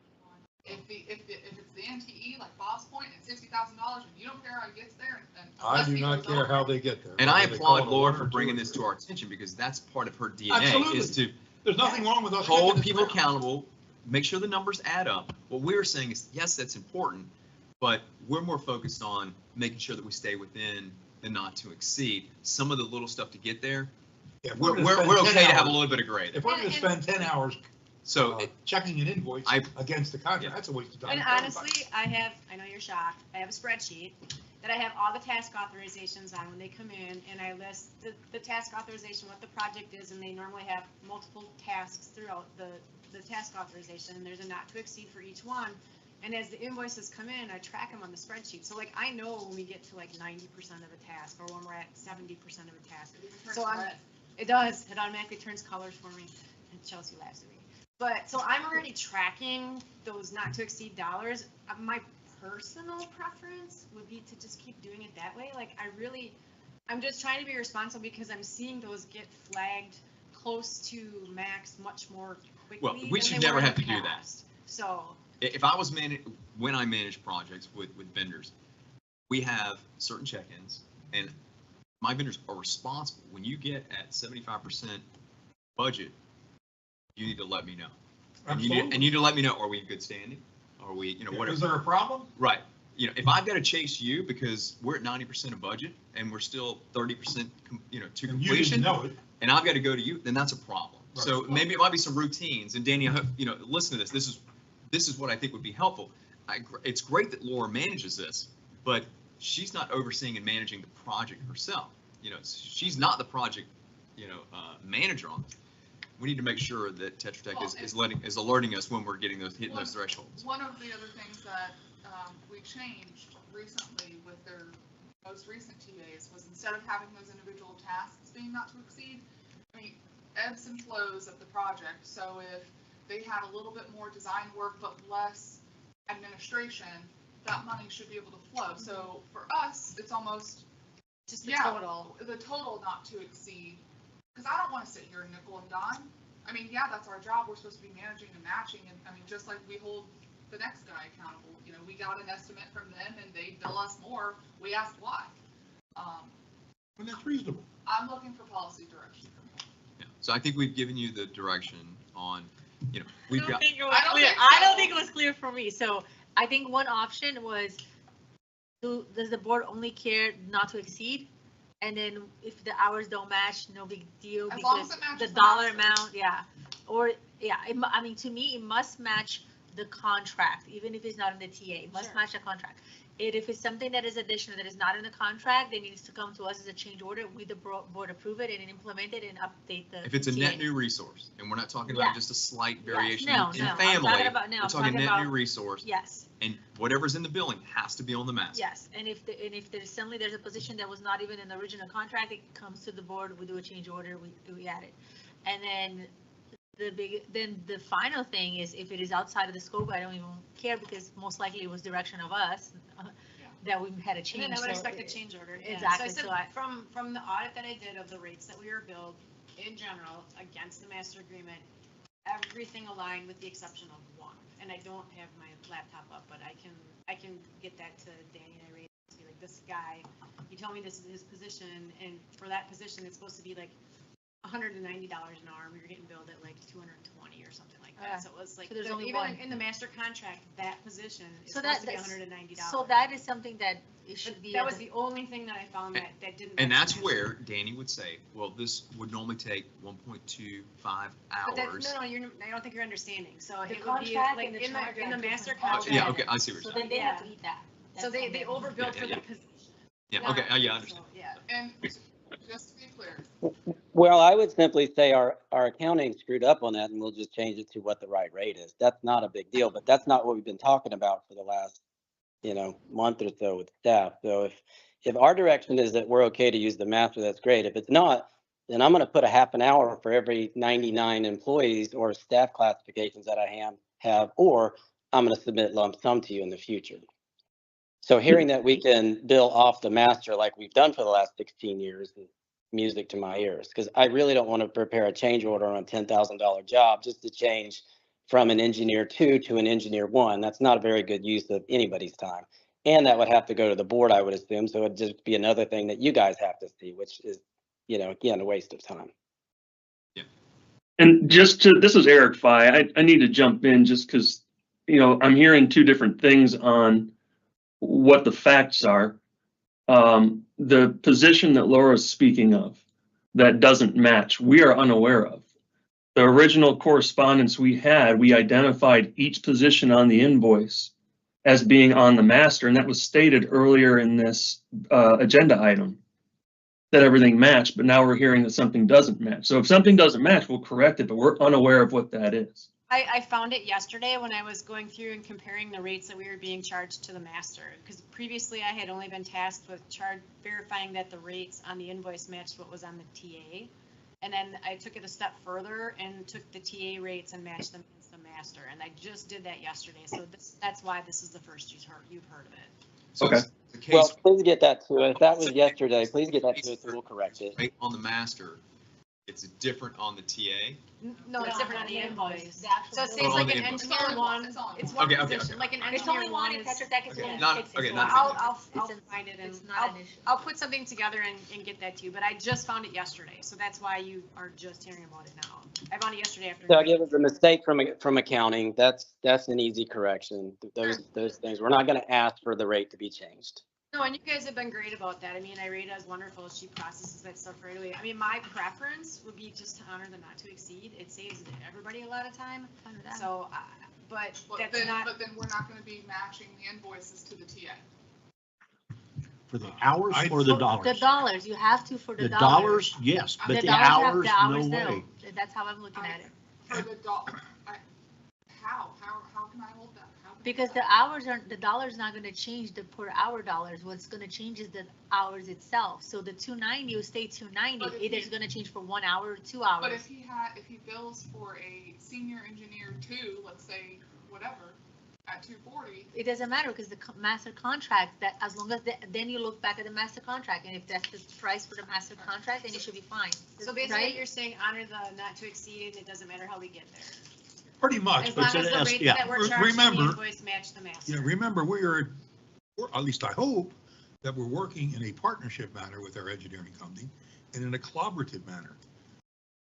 With that as the philosophy, we are partners in trying to have a team. I don't care what they call one thing or another. If they're not grossly exceeding the not to exceed number, so be it. okay, that's the policy direction I That's needed. Thank what you. that's one person's opinion. I agree. I already stated my position. What'd you say, Coach? I already stated what I thought. We're spending far too much time on this. I know. The hours, the hourly rate, if we have a contract, it certainly needs to match. However, if he's got, for example, in this TA here, 281 hours made up for some description. And it's 294. And it's 294, I don't care. No, I don't care. you can offset that someplace else. Yeah. Where you got 40 hours, you only use 30. That makes my life easier. Okay, good. What do we need to do? So Just what we like need to do, They need to include the is titles if we on the have, and this is something that's going to come up on that admin building. If we've got issues that we're telling the contractor, the vendor, whether it's Tony or anybody, professional service, and it's a change in scope, we negotiate it then. We don't sit there and wait 6, 12 to 18 months later. What a price That- will We be. need to be doing that as we go, because you're gonna just watch creep come in, and a $300,000 contract might be 500,000. We agree on that. Are we Kind of like requesting bidding the that they building. put the title Okay. on the invoice then? So Danny, the only change that we'll need for your invoicing is we need the position labeled next to their name. Or you can replace, I want the name and the Name. position. That way I can just match the rate to the Agreed. master. Okay. Name and position, yeah. All right? All right, we're good? All right. I agree with that too. I'm surprised that it wasn't done that way, but we'll correct that. Any, We should. anything else to add? Okay, good. Thank you. Thank you. All right, so admin agenda, you want to take it? Yes. What do I have on here? Oh, all right, pull this up. So we have, like similarly to what we had done for the design of the FY25 ponds, because it was less than, it was like $178,000. We have the FY26 design loan. We're requesting that we use the. I'm telling you. He's all that fan. We're requesting to use the funds that are in the reserve account to pay the $199,661 from the reserve fund account to fund, so we'll self-fund the design project for the FY26 ponds, the same way that we self-funded the FY25 design projects. That's what I'm asking for your approval. What would be alternative funding? SRF, which we'd have to pay interest, and we have to withhold an extra 15% of everything when we do the assessment. So this actually saves us money. And we That's what I was have, saying, we saving still money. have, we have funds that we had So collected moved. for last year that we didn't Alright, use because so we didn't get projects We have a done, so. motion, do I have a second? Yes, I I say have a that. motion, a second, all in favor say aye. Aye. Very good.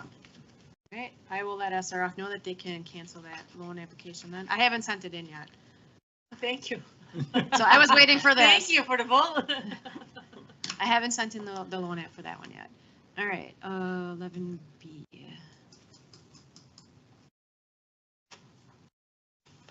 This one was Randy. The water meter box procurement, we put it out to bid and we ended up saving $200,000 over the quote that we had gotten from Ferguson when we just asked them to give us an estimate of the cost on this. So putting this out to bid was definitely in our favor. So competitive solicitation, yep, saved us Rather than going $200,000. to- Yes, Yes. The statute required it due to the cost. of the yes. Competitive sealed bids. So it's just because that contractor was hungry? I guess so. Yep. So we're looking for your approval. SRF reimbursement. Yes, this will be reimbursed via the SRF loan. Okay, I'll make a motion to approve. I make the motion to approve that. Okay, we have a motion in a second, or in favor? I'm gonna make a motion to I approve. know. Everybody's gonna make a motion. Can I make a motion? Have a motion in a second, all in favor, say aye. Aye. We have 5 motions and a second. Everybody wants to be the mother of the cost saving. It's like a co-sponsor. All right, this next one is the easement for the monument at 82 and Gateway Boulevard, the Stony Brook one. They got the easement documents to us, so I'm looking for your approval. Contingent upon Tony's approval and their district, or they've already signed off on it. Yeah, So moved. I have a Second. motion in a second, all in favor, say aye. Aye. All right, thank you.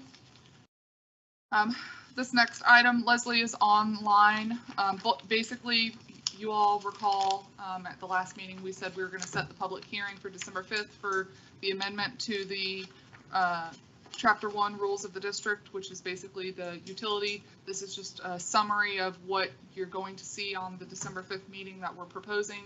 We didn't want to blindside you, so if you have any questions. No action, just for awareness. Just for awareness. Yeah, is there anything in here that we're going to hear about on the street that is falling through the cracks at this point in Hold time? on, I got my crystal ball. I should have brought my magic 8 ball. I thought you were joking. Yeah, you know which ones are going to be volatile and which ones aren't. Is there anything Oh, volatile? in Leslie, there? you want to chime in what you think? Leslie Victoria, Utility Billing Manager. I have already had quite a few customers upset about the obstruction around the meter box. Several people like their landscaping. 3 feet radius. Obstructions. 3 feet radius, 3 foot radius. Right. So I have had a couple of residents vocalize that they were not in favor of that. So, and Leslie, with that, this is one of those change management PR opportunities. And I don't think we really do this enough when it comes to utilities. Maybe there's something we could think about is great news. Gateway is enhancing and updating all their meters, which will bring you this, this, and this. And it's Right. And with the relocation of the meter boxes. As a result, there might be Chelsea, they're in the some changes or modifications. Be aware, you know. Right. Yes. Stop it. If the board approves this, of course, we will issue some PR. We'll do a PR. We can have some nice pictures. Again, this is more for forward thinking with the new meter boxes. Yes, of course, if staff can't get things, it's obstructed and they can't get to it. Again, we give a warning first. We don't just hit them with a hammer with a feed. So we do give them the opportunity to move items, but this is more, we're getting ready to spend a lot of If money. you don't, It could, yeah. So, hey, we can't get there, just like with the lake maintenance easement. We can't get there to do our job. We need you to move your stuff out the way. Yeah. Right. Another area would probably be the late fees because we are currently allowing them 16 days after the due date before they're penalized with a late fee. With this change, that would go to 6 days after the due date. They would be penalized with a late fee.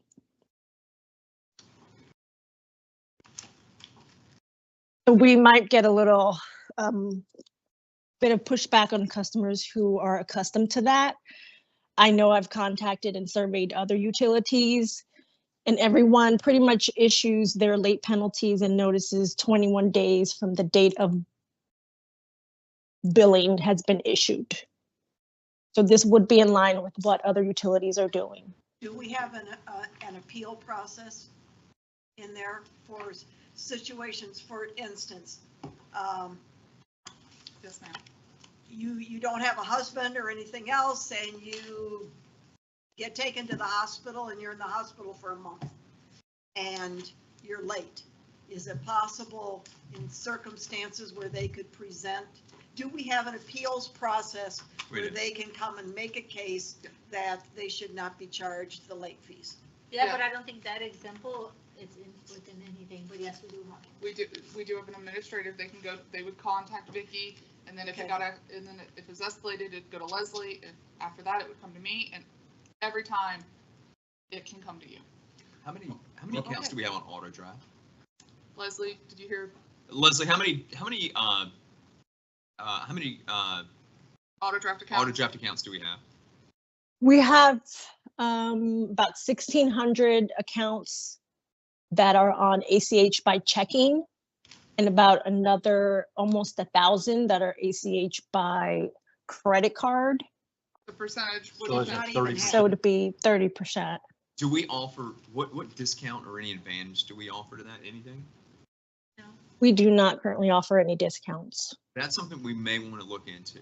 A lot of times, if you sign up for ACH or a direct withdrawal, there is some type of advantage, whether it's $10 off or something. So I think we should look in that, because we should be pushing. I mean, literally, let's say, like, there should be something on the board, like, to get that number up. That's more beneficial for us. Our more controversial issue is the fact that when we have a leak or anything, that we pay for our charge for both water and sewer. And it's because of that deal that we have, and that idiot contract was signed with the county 20-some years ago. Well, it is. Water and sewer being billed together. That's a killer, because people filling swimming pools down here and using 20,000 gallons, they don't go into the sewer. They go into the Right. sewer. Leslie, don't you have a program that? We don't get credit. Oh. Oh. We don't get credit. And other utilities, like the county and other that combine the irrigation, they cap their customers' sewer. So if they use 30,000 gallons of potable, they'll cap it at 10, because they're making the assumption that the other 20 was irrigation. So we don't have that advantage. Our customers pay 100% of the water and 100% of the sewer. That's the one I hear more than anything. When somebody ACHs a credit card, do they pay a premium for the privilege of using that? Correct. Checking All account. credit card and debit cards are charged a convenience processing fee. But not a checking account direct. Okay. Correct. Good. To your point, Doug, I think we'd encourage the checking account. Saves them money. Checking it, yeah. That's the Checking best way account, to and I've seen And more there won't be any recently, late fees. more people encouraging, direct bank withdrawal as opposed to credit card. I mean, the fees must have gone up because. For the bank, it doesn't cost you a thing. Use a credit card, you Yeah. gotta pay. Yeah. Our fees actually just went down a little bit. A lot of people want the points, though.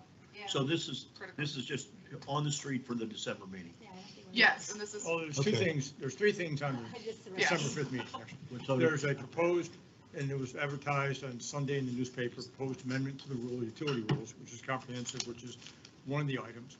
And then part and parcel also is a public hearing to consider adoption of a cross-connection policy. Those are next on the agenda. Okay, no, but I'm just talking about what's on the street, and kind of going ahead. And then the rates, fees, and charges are a separate item, to your point, with regards to credit card fees and everything else. And they're all set for December 5th. But I think one other thing, Carol, to your point, section 11 talks about delinquent accounts and procedure for contesting, and it could cover the situation you talk about, circumstances beyond your control. That could be a board decision on an ad hoc basis. One item, I think this is just my 2 cents on this.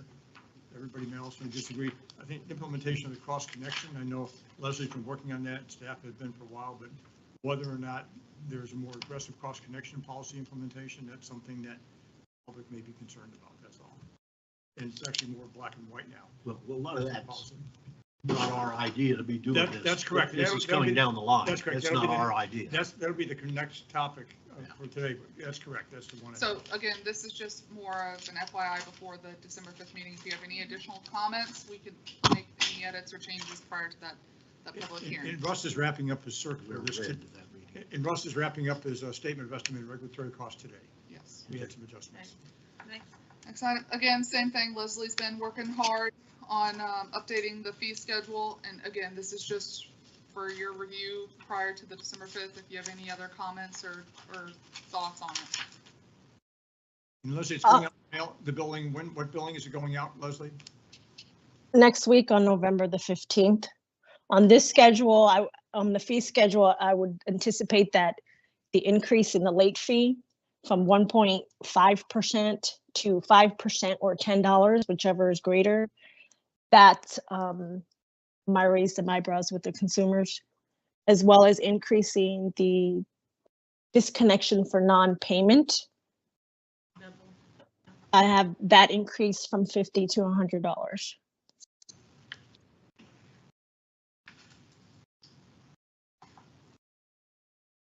The disconnection from non-payment was $50 because it was 25 and 25, right? Now it's gonna be 50 and 50. Correct. We charge 20, as of now, we charge 25 to shut it off and 25 turn it back on, right? Correct.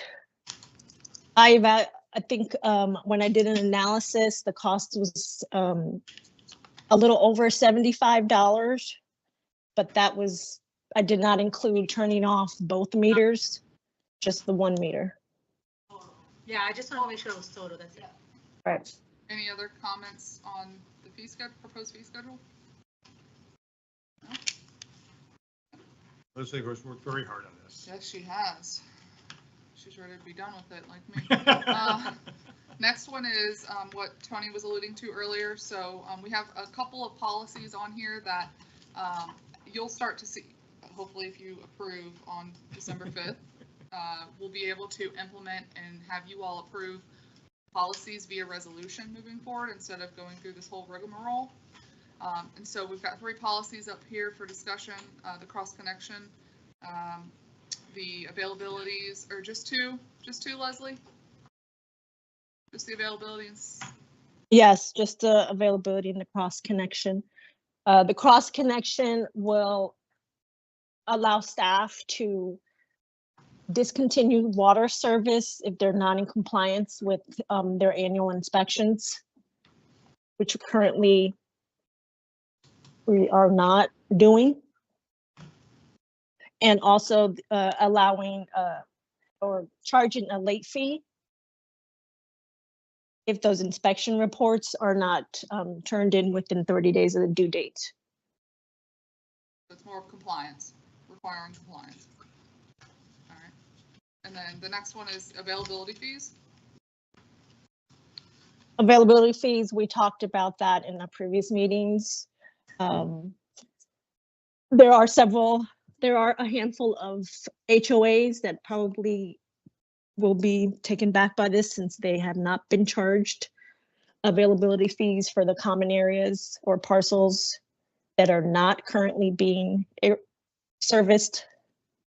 So this will be new for a few HOAs. I think what's important is it's not a new fee.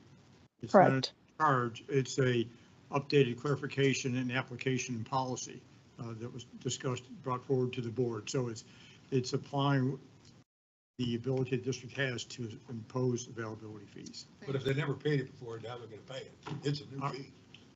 Well, As a matter of law, it's not a new fee, but New to them. It is Well, okay. them, yeah, if they do connect it or not. If it's new to me, then it's new. Thank you for that clarification, Tony. Yep. It's a small end, not big Again, end. if you have any comments, again, you'll see this hopefully December 5th. All right, Leslie, did you have anything else to add? No, that's all. Thank you. Thank you, Leslie. It's a load. 2 trees. The next item was at the request of Carol. Since here, we've made some edits and I'll turn it over to you. Yes, I'd like to refer this refrigerator magnets in the brochure to PPAC. The reason being, when last Friday, when we got the designs in with the packet. The new logo. Yes, I went to 5 friends that I have that I know that have kind of worked in the, public relations area and all that sort of stuff. 2 of them looked at it and said, yeah, it looks good to me, nothing. 3 of them did have some suggestions though. And they just sent to me today the reworkings of those, but also I got it was email or text from Peggy Hall, the chairman of PPAC, saying that she did not think that this had gone through PPAC. I believe it has, but it was way back in spring and probably everybody forgot about it because we weren't going to mail these things out until January. So there was no use to talk about it, in between. So to clear everything up, and they've got a meeting next Thursday, I'd like to refer this back to PPAC, and then it can just come on the 21st then. When are you proposing or targeting a potential rebrand? As soon as, I think we had till the end of this month for the survey to be out, so give them a month. So do you want to, Okay. so there's a potential we could rebrand, which could be a great opportunity. I mean, it wouldn't take too much just to swap logos out, some color. Majority Yeah, is, that survey's on the street. yeah. Well, so far, the clear winner by like a long shot is the trees, the archway as the leading logo. What did I And do? then the four color. The four color panel is also the winner. Anyway, so, yeah, we could easily Rembrandt. swap the logo. We could easily swap the logo out prior to it going. Yes, absolutely. Randy Let asked that the same broccoli question. alone. I know, that's what I said, let the broccoli And alone. I'm sure So let to that print broccoli and mail alone. and all that It's sort gonna of be his stuff, they only legacy. need about 2 weeks. Yeah, yeah. Go So, with the tree. well, I've already put this back on the P-PAC for next week. Good. So if you guys, it'll come back to you eventually if you want it to, or they can just approve it and we can roll with it. Right. It's only 27, The only, 25 and years. just Not to a be- lot of money. Just to be clear, the only reason why we brought it back here was because you had made the request. I did. So, Then it I come did. back to this meeting, yeah.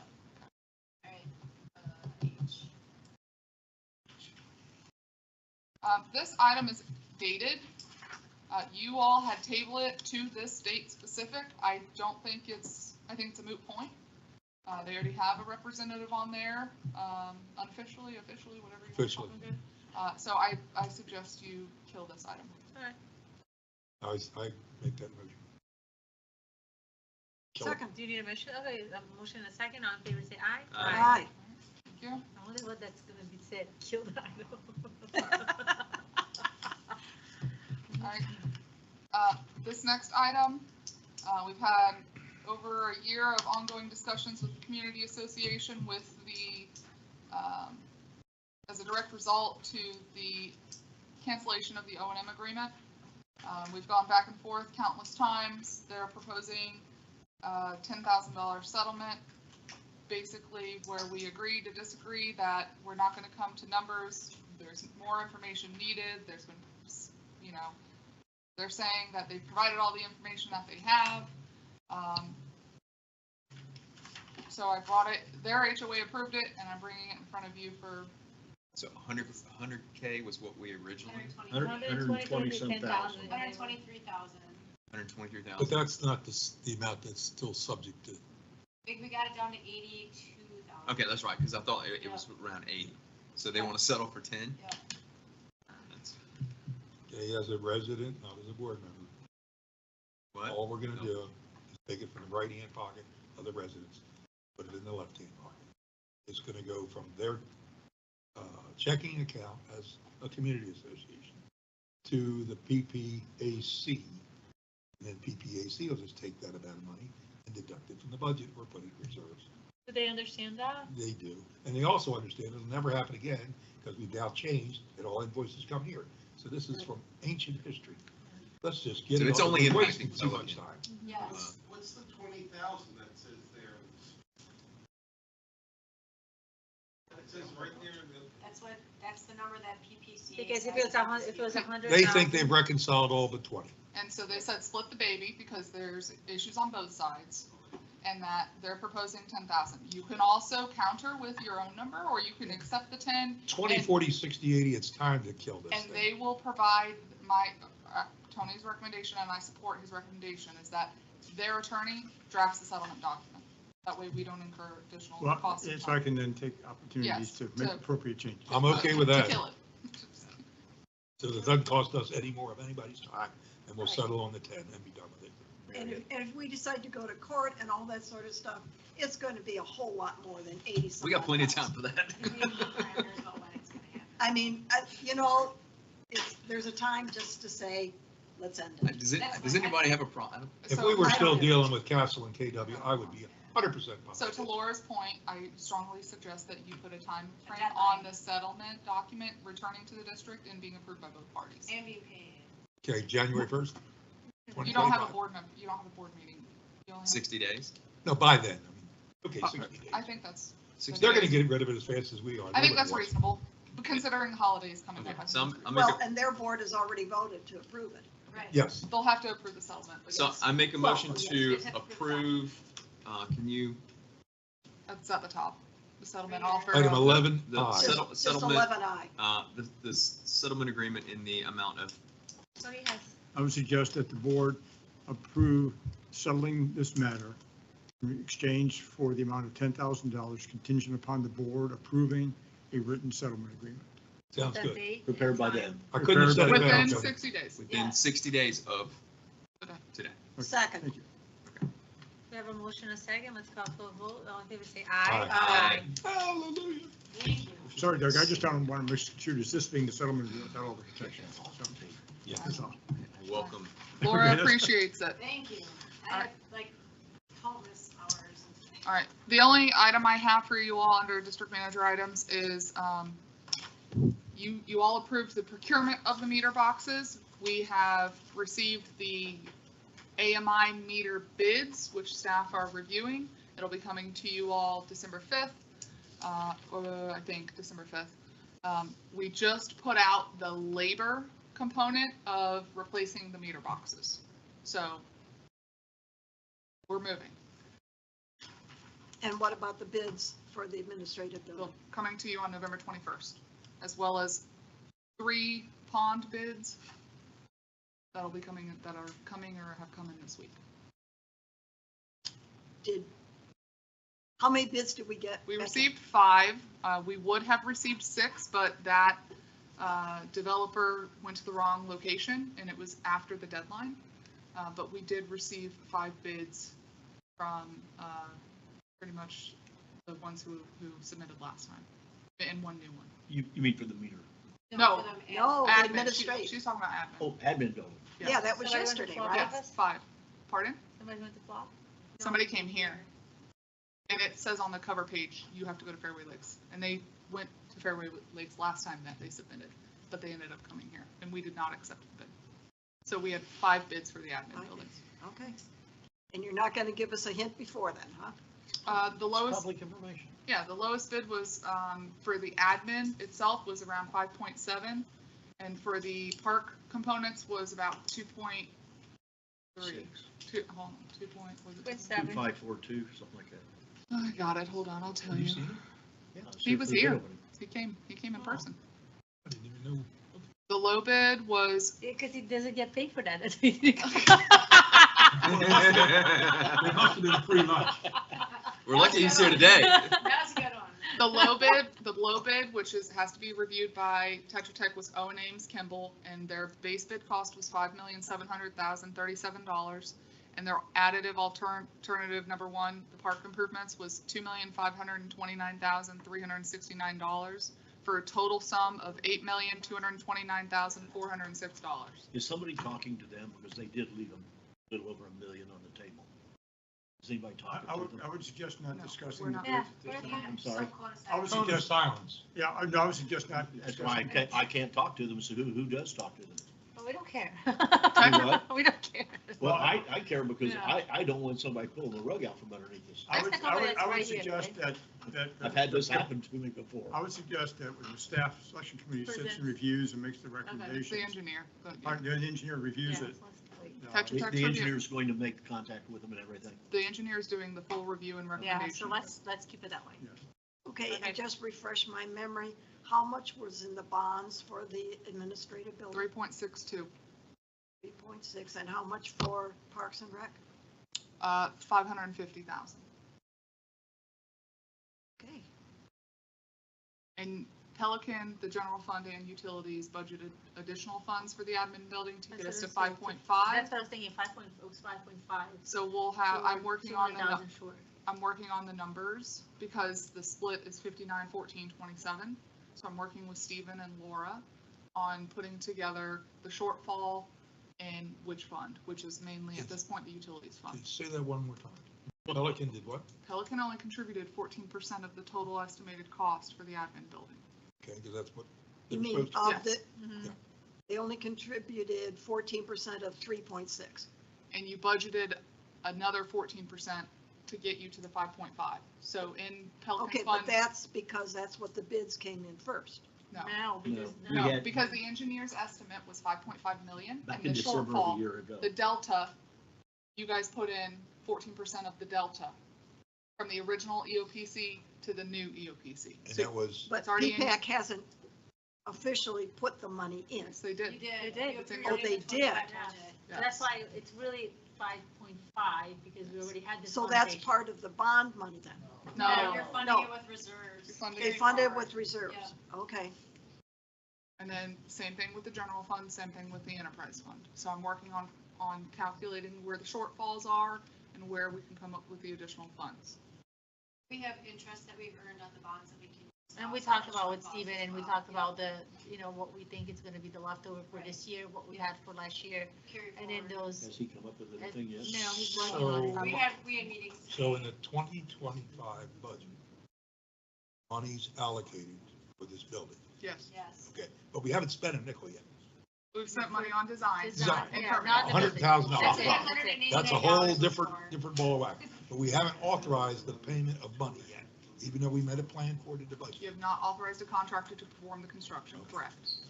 Because the $3 million admin building is a whole different thing than a $5.5 million. No, it was 5.5 that we were, No, it was three. originally, yes. Yeah, that's right. Well, that's the only, Yeah, that's the yeah. only number I Yeah. know. Okay. 3 years. But And I will engineer- support that, Yeah, but engineer, I'm not going to support a $5 million bill or $7 million or $8 million. It's just one person, that's why it's gonna be 9 now. whatever. Madam Chair, just a question if I may. Yes. Laura, you mentioned about using interest from the bonds that are sitting with the trustee. Yes. You're talking to Stephen about making sure we don't have an arbitrage issue on that? Yes, that's what he's verifying that. Okay. We're verifying the amounts and the availability of those. Okay, thank you. That's why I said we could use that. Okay, thank you. Anything Not we else, will, Chelsea? but we could. I don't Gotcha. have anything else. Anything else? Okay, then future, district attorney. Yes. Well, wait, one last question on this, just, I need to be educated. The 5.5 comes before us, so let's say we pass 5.7. 5.7, 5 point whatever. At this time, no matter whatever happens with regard to Rule 6 going forward, Pelican's on the hook for 14%. Until you change the assessment methodology, Correct. correct? Yes. If it, Wait a minute. Why does changing the assessment methodology That's how you got. change something that happened in the past? No. You're paying 14% right now. That's right. If the assessment methodology changes, then your percentage would change. It could go down, it could go up. But the assessment methodology is maintenance, I believe. It's Correct. operation. That's not the bond, that's not construction. The The construction cost is fixed. Past is Yeah. past. yeah, it's You're 40%, fixed. yes. Pelican is responsible for 14% of That's the all I wanted to construction. make sure that I heard. Thank you. And one important So aspect, I think, if there's a contract that passes this board Mhm. for the 5.7 Mhm. or whatever it is, Pelican will only pay 14% No matter of what. that For the construction, right. for the construction. Yes, ma'am. Yeah, keep in mind, don't get too attached to that 5.7 because that doesn't have any contingency in It it. doesn't have So by the time you get FF&E. done, Oh, it's it's gonna gonna go be, down more, good. it's gonna get 6, 6.2, 6.3. Okay. Madam Chair, one other aspect also, I think, Chelsea, we talked about this before. I think Pedro has agreed that they're within the project description, as far as the numbers can vary Within that category. within that category. Okay. So what do you have? I have a couple page memorandum with regards to the issue of contraction of the district. I don't know if you all had an opportunity to read it, if you have any I had questions. asked for that last time, so Tony Yeah, provided it. yeah, and it outlines, this was sort of an initial view of it. You can get more complicated. It doesn't indicate the timeframes. I've been involved in relatively, I'll call it simple contractions and expansions. Everybody's on board, no objections. Everybody consents, and it's taken over a year just with the governor and cabinet when you have to go through that whole process. And in this one, I think my opinion is, and it's outlined in here, it will require 100% of all the landowners within Pelican Reserve to consent. There's what the statute has language that's interesting, but it's on page 2. It says, as to the required consent, and I reference the statutory section because the statute, when you're dealing with a magnitude contraction of this size or change, it says you have to also get the consents as outlined in 190.0461G, and that's towards the bottom of page 2. And on 190.046 parens 1 parens small g Florida statute says 2 parts. 1, in all cases of a petition to amend the boundaries of a district, the filing of the petition by the district board of supervisors constitutes consent of the landowners within the district.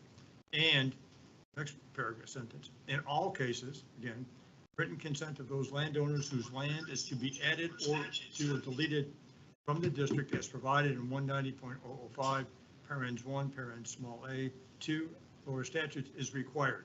And the first one is as to all other landowners. In other words, that's what that means, basically. That when the district is the petitioner, that constitutes the consent of all other landowners other than those whose lands are to be deleted from the boundaries of the district. And I've gone through and pulled a number, and that's been my experience on the ones I've been involved in. And that's, did some research also, some additional contraction applications that were filed with FLAWAC and all of them were the same. They all had the consent of all the property owners who either were going to be added to or deleted from. If someone has a different opinion, that is immensely problematic. Well, I'm just outlining.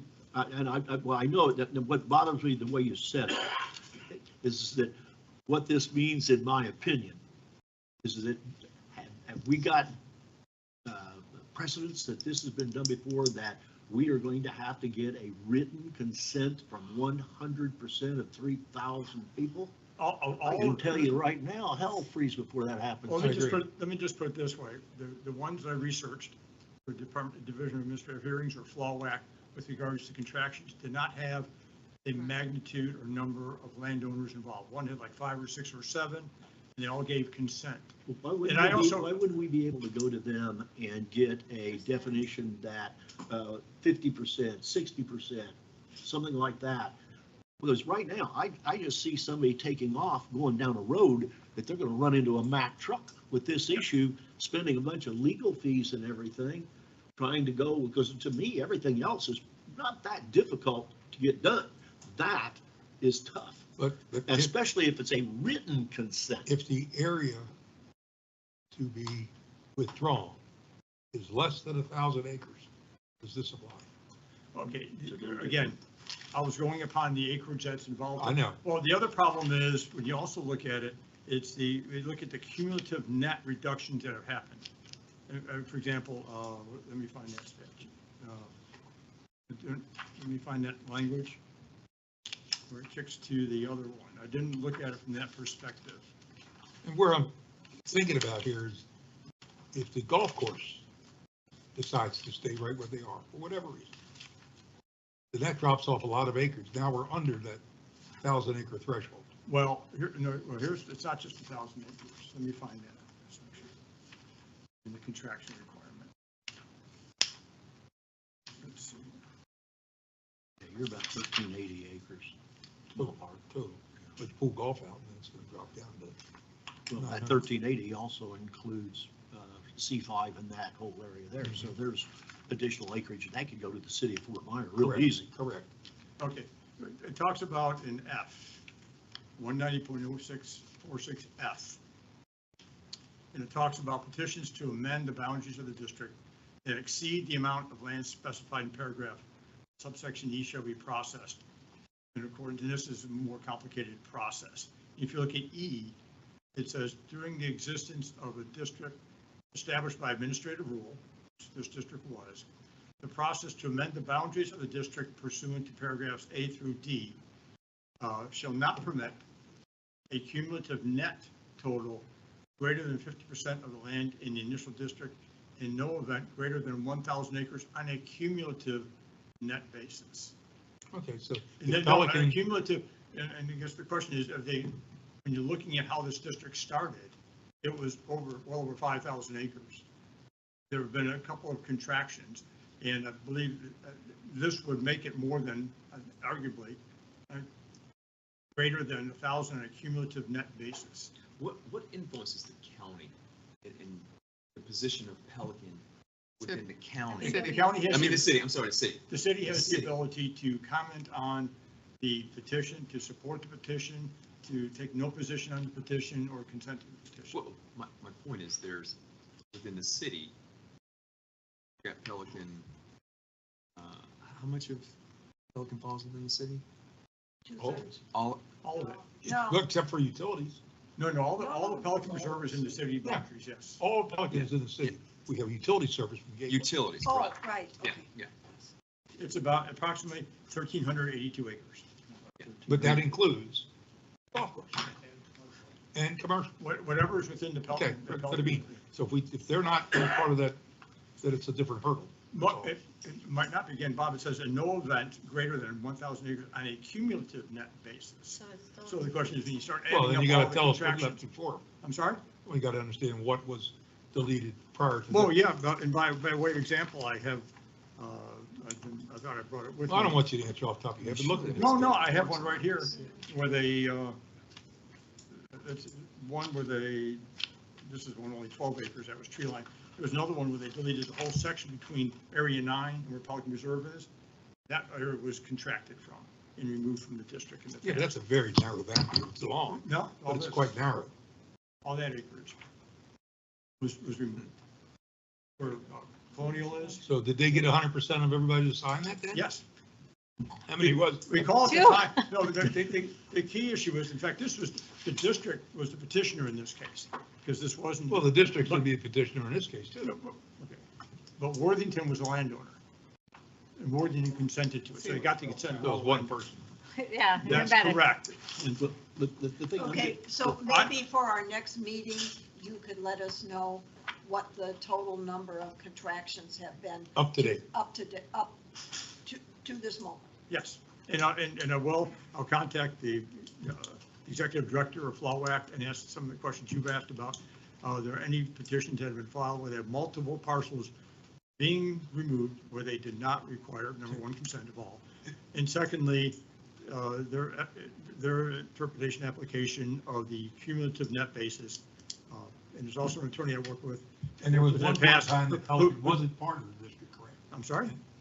There was a point in time in Pelican. No, it's always been part of the district. That's what he said in the beginning, yeah. It has always been part In of the the workshop, district. that's what he was saying in the workshop. It has always been, if you look at this one, for example, the original district boundaries included all this. And this was added, but this was all in there. Tony, that Jennifer sent this letter, Yes. why hasn't she, and maybe she has she advised whoever her client is that there are some issues here that could be real stumbling blocks? I have no idea any conversations she's had. You haven't talked to her? No, I've not. I decided to wait until today's discussion. I can follow up with a phone call with her and discuss this whole issue about, again, the cumulative net basis, the consents, her experience, what she's had, and then come back to the board the next. She's asking for this to be brought before the board on the 21st, but I'm trying to figure out, are we going to be here sitting on the 21st at the same place we are right now?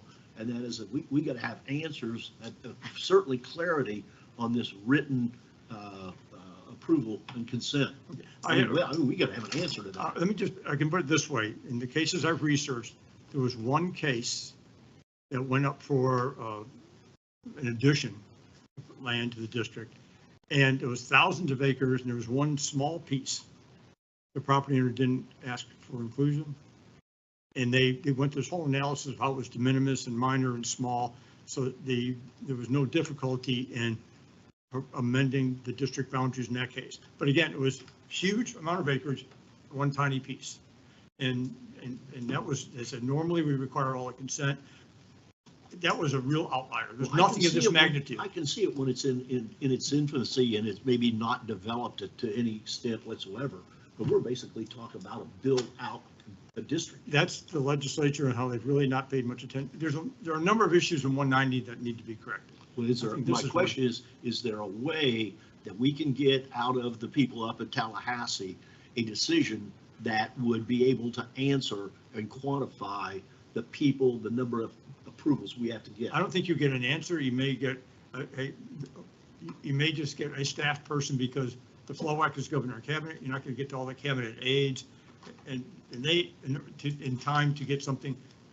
The only person who can talk to is the executive director and inquire, have you ever received and processed and had FLOWAC approve two things? One, a petition of this magnitude of over 1,000 acres where it's had prior contractions and or prior deletions where 100% of the consent of the landowners being excluded was not required. That's like number one. And number two is the issue of, what was the second piece? I think, the net cumulative acreage issue. But Is can the try to board- get- is the I can board- try to have that, I can try to have a conversation in 2 weeks and see how far I can get. Well, is the board looking for the district, us, council and district management to Be the petitioner? figure this out for the contraction of That's what I'm Pelican? saying. Absolutely. I think that what, the way I'm reading this letter is, I would throw it the other way, is if we have some answers, but right now, I don't know if I'm ready to go that far, but it seems to me that the first thing is that I would go back to them on the 21st and say, proceed. You have our blessing to proceed. Well, here, two And things, let them. two things. If that's what they want. Okay, a landowner can file a petition, and a memorandum outlines who the landowners are, okay, includes PPCA. You just have to But say the way the on statute there, reads, log on. the consent of all other landowners in the district is only provided, Reimburse you guys for we've already. the statute's clear as to, it says the consent, the filing of a petition by the district constitutes the consent of the landowners in the district, which means all those who live in the gateway portion that will not be excluded. Okay, so that if another landowner, which could be PPCA or anybody else, files a petition, that portion of the statute does not apply. Okay, Number that's one. where I was going And to. so, but if I could, and secondly, if FLOAC is going to want to know the district's position, the district could say, we don't object. One other aspect is, and this is typically how it's done, and I've been involved in, is that the district is the petitioner, but the parties that want the contraction or addition pay all cost and fees expenses associated with that. And they may even hire the attorneys. They have district counsel, district engineer reviewing everything. They do the paperwork to do it. Not, well, everything, because there are a number of significant statements that need to be made and assertions and representations made in the petition, as well as what's presented to the governor. Okay, well, but my question is that the residue of what's left, should it be done? The ones that aren't being contracted, they have no position of consent or otherwise. They can object. They can show up at all the hearings and object. They can, that's what they can do. They can If object. if the district is not, if the district is a petitioner, they can show up and object, but their consent is not required. Okay, that's what I was Of landowners Okay. in the, So we're- but if the But if district the is, district is not the petitioner, then they, it's I think PPCA. that they can say, hey, yeah, we, you know, not only do we object, we don't give our consent. Well, then it gets back then, if this is the case, is that this was filed by, I don't know just exactly how the alliance fits into the deal over there, but do they have the approval and consent of the Master Homeowners Association? I have no idea. We don't know. That's amongst them. Can we recognize Carol Berkey to Can you speak to just, it? yeah, if you just come. She is the president of the Residents Alliance Oh, okay. in Pelican Preserve, Carol Brocky. For a better life, your new name, whatever. I saw that on there. Quality. Quality. Yeah, I saw that on there. Carol That's what Brocky, had me freaked out. president of the Residents Alliance in Pelican Preserve. For your information, the Residents Alliance and the Pelican Preserve Community Association has hired Jennifer Kalinsky as our attorney into looking at the contraction. We're looking at doing our due diligence as to find out the pros and the cons. What we've been told is the fact that the CDD would be part of a petition, as Tony has said to you, that the CDD board vote would represent all the Gateway residents. Okay. We would only need the Pelican landowners permission, the signatures, if we were over 1,000 acres. And we've talked to our attorney as that there's options as to be able to do under 1,000 acres. I would like one question from Tony. What is the cumulative net? Contraction. No, basis. Are you talking about the acres? Acres, yeah, well, that's the acreage is in the statute. Yeah, the original district when established, well, let's bear with me a second. Original Gateway District or? The original Gateway District. Mount Pelican Reserve, original Gateway District.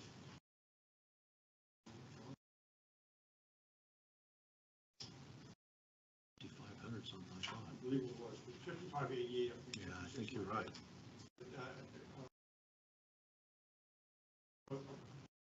5,300 acres, I believe. 5,300. What is it today? 44 something. 4388, 4488. Over here, 53.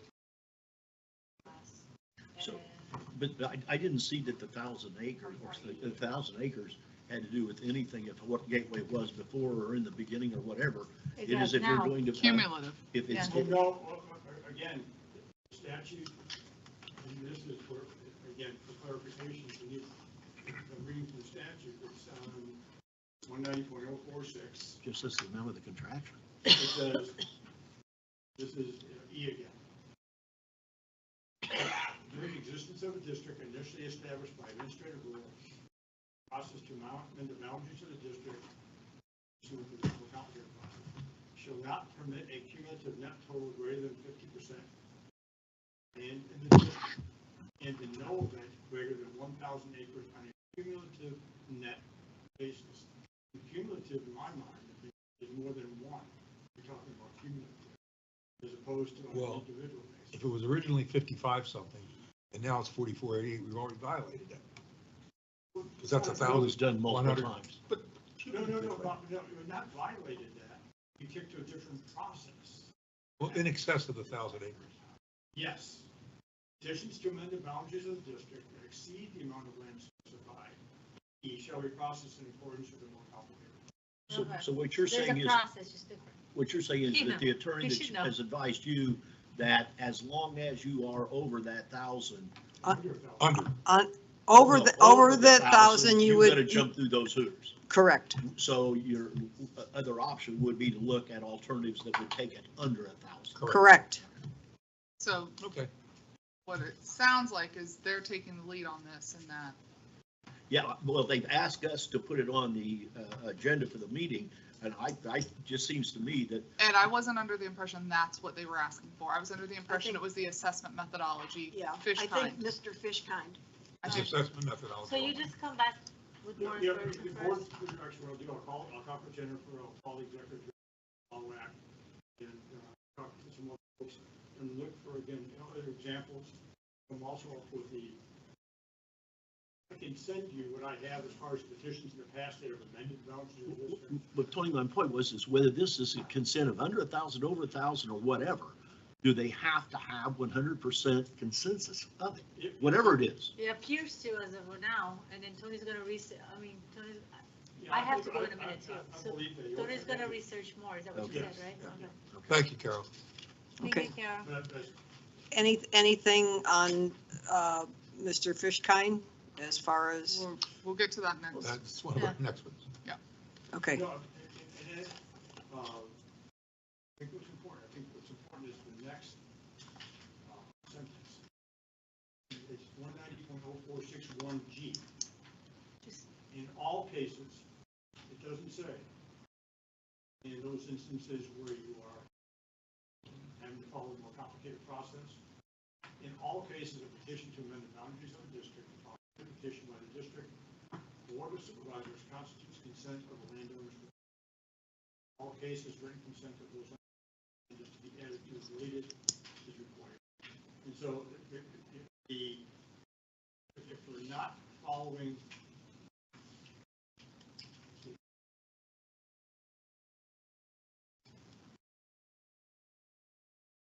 doesn't look at E1, doesn't say that you are going to less than 1,000 acres, or 1,000, doesn't say that. That's something, it's not the easiest statute, and I'm sure. But, are all landowners? I'm just gonna ask if you're gonna speak, then if you address the board to speak, and then I'll allow you, but I'll ask you to stand. Just tell us who you are, Marty. I know you're Marty. Marty Mantinsfeld from Pelican Preserve, Monticello. So are all landowners each homeowner or are they each condo association and HOA? Because that would reduce the amount of approvals, right? It's the landowner, it's anybody that holds deed or title to it. That's anybody. Everybody. In other words, the person that pays the taxes. Well, for example, the condominium association or PCA, they have title. I heard fee owner. They are a landowner. The Okay. golf course owner is a landowner. So they're working, The city of Fort Myers is not, the district is not. It's defined. so their attorney's working on it. You'll touch base with them. And that's kind of how I figure, let their attorney come to us, like let them do the work and then Tony would just do it for us. You know what, let's do, well, at least talk with her and sort of see what her thought process is at least. But again, every petition I've seen. I just don't see somebody spending a lot of money chasing a goose. So, Yeah. And then Flavia- you're going to give us the Yes. cumulative acreage numbers at the next meeting. Again, in my opinion, it's about just a process versus the consent. Okay. I didn't know if you wanted to touch on that other item that was part of that letter, since Ed already has it up. My thing is if they want to retain fish kind for their own deal, that's fine, but not as peer review. Not as peer review. Well, we don't have I'm ambivalent about this right now, but since we don't have another one, we're on obligation, said as a board, we want to have a settlement, why not use that? Tony, do you know the farm, are they? Could they do the peer review in your opinion? Your board has a policy. No, but I mean- Who made the second, who was the second, who made the second on, oh, it was Doug, right? No, wait. Yeah, I made the first. Yeah, I you think made the Doug- first and Doug then made did the second, okay. Well, I guess I say that because Doug, like he mentioned. peer review, if the board wishes to hire time for that. But the way this is written, it's collaborative, it's not just a peer review. I mean, if you read this, it says. Well, what I think they're really looking for, and I could be wrong in this, but I think, is if when we have our methodology discussions, we'd like to be a part of that. It's limited to us. Will the board be willing to entertain him as an outside expert to find these for us? I guess again. And to be honest, to But have somebody. He's not giving it to us, like he's No, not. he'd be here and he'd participate. Well, yes, but he's not doing a peer review, because a peer review is him reviewing the documents and then giving his feedback to that person, and that person only presenting it to us. And then they're saying, I had a peer review and he agreed or he disagreed on those areas. And that's what the peer review that I was. I thought the peer review, he was gonna come before us, same time Russ is. You would have need to, because you would have seen the document, you would have give, my expectations, you would have seen the document, give Russ the information, and then I would have asked Russ, did he agree? I'm and what was it? explaining Yeah. him what I thought, Yeah. and that he would be here, that we could not pit him against each other, but hear the pros and cons from him. Can I make a suggestion? I'm listening. Because I think we all interpreted this letter differently, and if Tony's going to be calling her anyway, That's what I was gonna suggest. ask for some clarification Okay. and bring it back to you on the 21st. Yes, because right now, because what she says. Well, my thing is whether it's 21st or 22nd or whatever, I don't want fish kind and wire together. Ain't gonna work. Ain't gonna work. In one important aspect. There's history there. As written here, it's just two concepts. One is peer review, but then it says collaborate. Collaborator might kind of the other eye. I hope they would. So, but that's different than peer review. That'd be proper. Well, and then the last sentence Just- about something about financial in there. Well, So get but- clarification and come back, so I don't want us like to Assume. argue and assume something and it's totally different, it just needs to be clarified, Okay. so I'm open to it, I just need to know what they I- need. I think it's best if you have somebody there every step of the way. So if there are difficulties, you work them out at that point. For instance, in my former life, if I had a project that I wanted to get through the General Assembly or a bill or whatever, I not only started with the people that were for it and wanted it, but I also went to the people that I thought would probably be against it. And by working through to develop something, they may not like it. And I stated it out front. You may not like this, but can you live with this? Can you live with this? Can you live with that? Can you live with this type of methodology? So that once it passes, then you have something that everybody Everybody's can got live ownership. with. Not necessarily like, because most of them didn't like the end result because they were usually coming from two different points of view, which honestly is what we have here. So I would like, I mean, for instance, I would like somebody like Fishkind or whomever, and if we could find another person to be here and say, well, did you consider this? Did you consider that? And if Russ has, fine. Then we move on to the next thing. So to that point, with Dr. Jones bailing, Tony told me of another name. Because again, these folks are few and far between. Count them. There aren't many. No. And most of them are with Fishkind or left Fishkind. Yes. So Say it I again. have. Either have been with them or left. Kerry Garland is. Yeah. So we're gonna reach out to that gentleman and see if he's interested. But really, that's my last choice. Okay. Well, and one other clarification I'll add to Jennifer. Again, it's not clear in here whether or not the concept is that her client, her name, pay for this Dr. Fishkind, or she asking, suggesting, or residents line suggesting that he pay for Dr. Yeah, get a clarification. Yeah, as much as we'd like to have residents pay for it, if the district's willing, I would support that. Then it would be a contract of the district at that point. And then you go. As a second opinion. Well, they are. Well, you're making the assumption, Laura, that it's only one viewpoint. I would hope that whoever we are, Do you- take an open mind to Do it. you need a motion or what? No, I think he's going back I have to get direction. clarification, and then I Okay. guess the 21st will make the motion on which route we're gonna take. Okay, so More information. we could put this on the agenda for the 21st and Yes, see. please. Yeah, where with everything's at. At clarification. least have a space for it so that we Yes. don't have the problem of bringing it up Right. and then. I would just say same thing, contractual district, keep it the same way. No. You want to move it up? No, I wasn't gonna put that. I was gonna put a completely different item for a third-party review. Well, coming back to Well, other items too, if you recall. That's what we were just talking about. Okay, Contraction is one thing, methodology is something There'll altogether be different. two items that come back. That's what I- also. Oh, On okay. the conversations that I have, if I can talk to you. They don't commingle. Gotcha. that's what I'm, I could read your mind. not trying to rush my back. Tony, did you have anything else under district manager items right now? All right. Agenda management, we did not, for the Stony Brook access control, I just want to touch on that. We did get one bid. It was 48 minutes after the bids were due. So, and the incumbent that is there did not bid. So we put that back out on the street, This is for doing what? access control at Stony Brook. So the incumbent did not bid. We're putting it back out on the street, and we've notified the HOA. Is there a reason he didn't bid? Don't know. Who's the incumbent? Statewide security. So is it easier that, instead of going one by one, do you have any questions? No. Okay. Nothing. Not on agenda manager. I just have one feedback, regarding the President's Council meeting I just saw for someone. Yes. Admin, if it's any way that we can have Georgia reach out via phone to CAMs or somebody just update that list.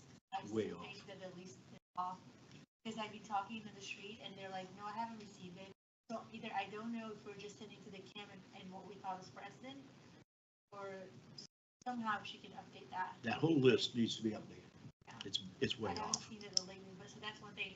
And then I remember Doug had mentioned this at a previous meeting, because I did see that we put it out there that the President's Council meeting was canceled.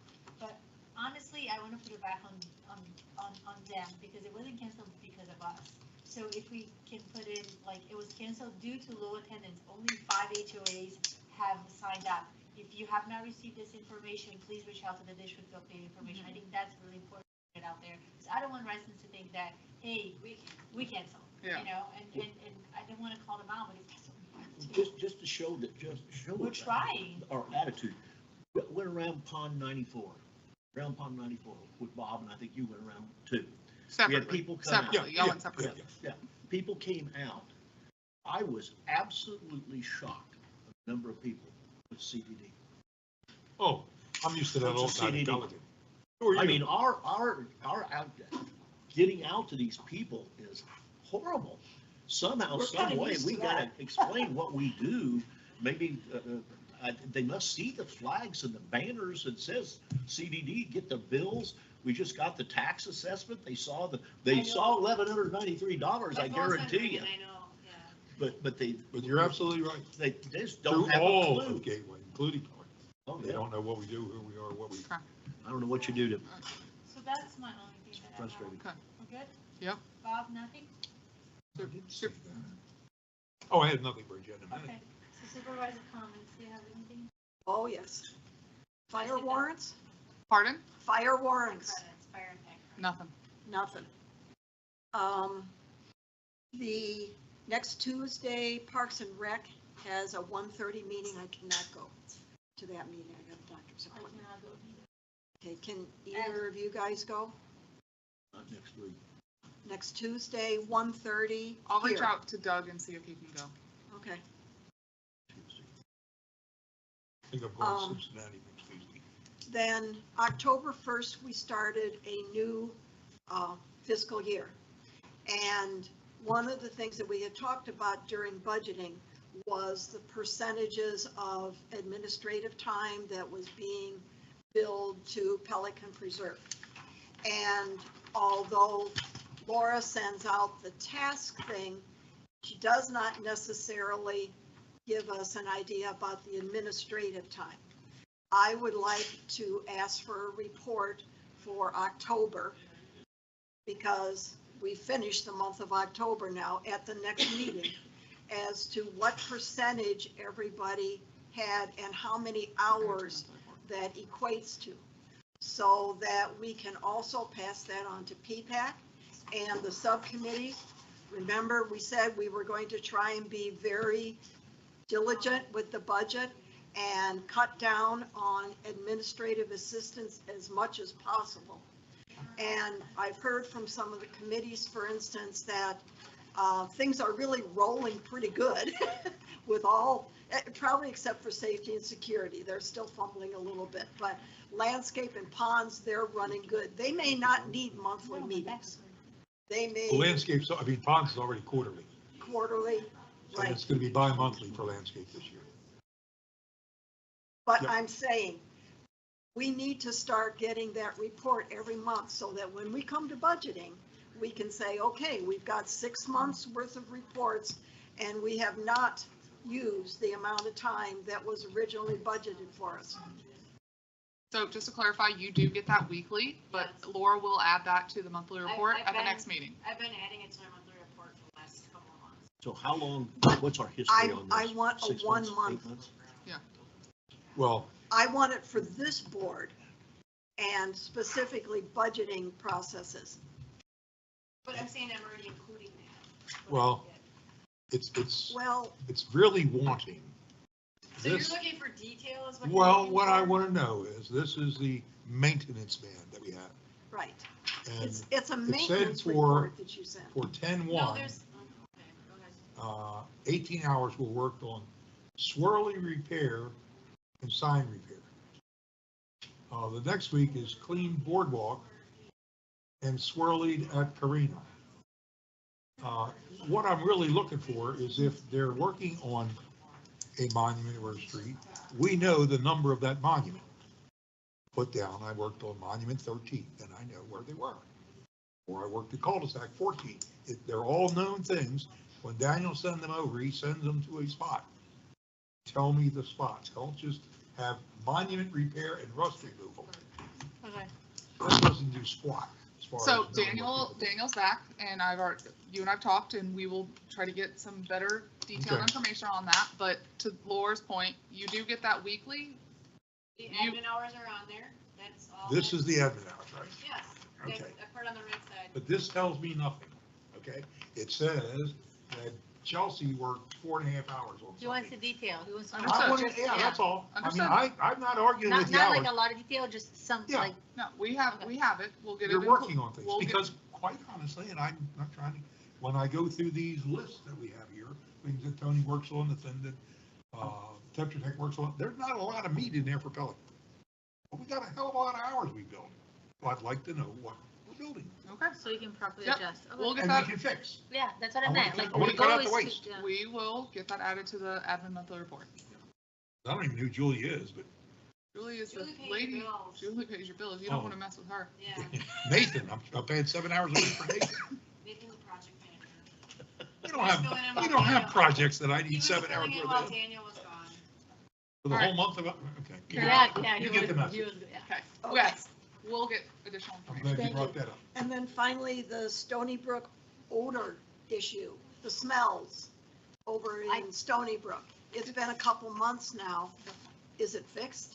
So it's, the odor control unit is working. We've hired as recommended by Tetra Tech, a third-party consultant to come in, and they do this for a living, to evaluate lift stations and odor and all of this. And so they're gonna be doing their analysis, collecting data, and proposing a permanent solution that is beyond the odor control that we have right now. So that's cost us. So it's not fixed yet, It's but fixed. we're working on it. It's, the odor chemicals control unit is working, it's fixed, but if the odor control unit goes down or power trips or something, there is the odor. I mean, because the odor control unit's off. So we're looking, again, for a permanent solution. Okay. My wife's you. looking for one of A permanent solution? Yeah. Ed, what do you have anything? After that, no. Bob. One comment I would like to have passed along from staff to Russ Wire is, I asked him before he left, how difficult would it be to list the Pelican neighborhoods in the same manner he listed the Gateway neighborhoods? He said it wasn't a big deal, but I'd like to have that in his next report, rather than just having single-family homes or whatever. Yeah, I don't see why not, since we have it. It's all there, we're all the same, so that's it. What do you mean? He already had it listed in. He only had Gateway listed by every neighborhood, but at Pelican, he bulked them together. Oh, okay. Yeah, he's already got that, but Okay. He said it wasn't a big deal. it's in assessment What else? methodology. Yeah, that's all. That's it? All right, so with no other comments, I'll make a motion to adjourn. Second. All right, thank you. See you I have later. signature. I need Bye. signatures. Signature. Now you give me the red pen. Oh, God, stand up. I know, my bag.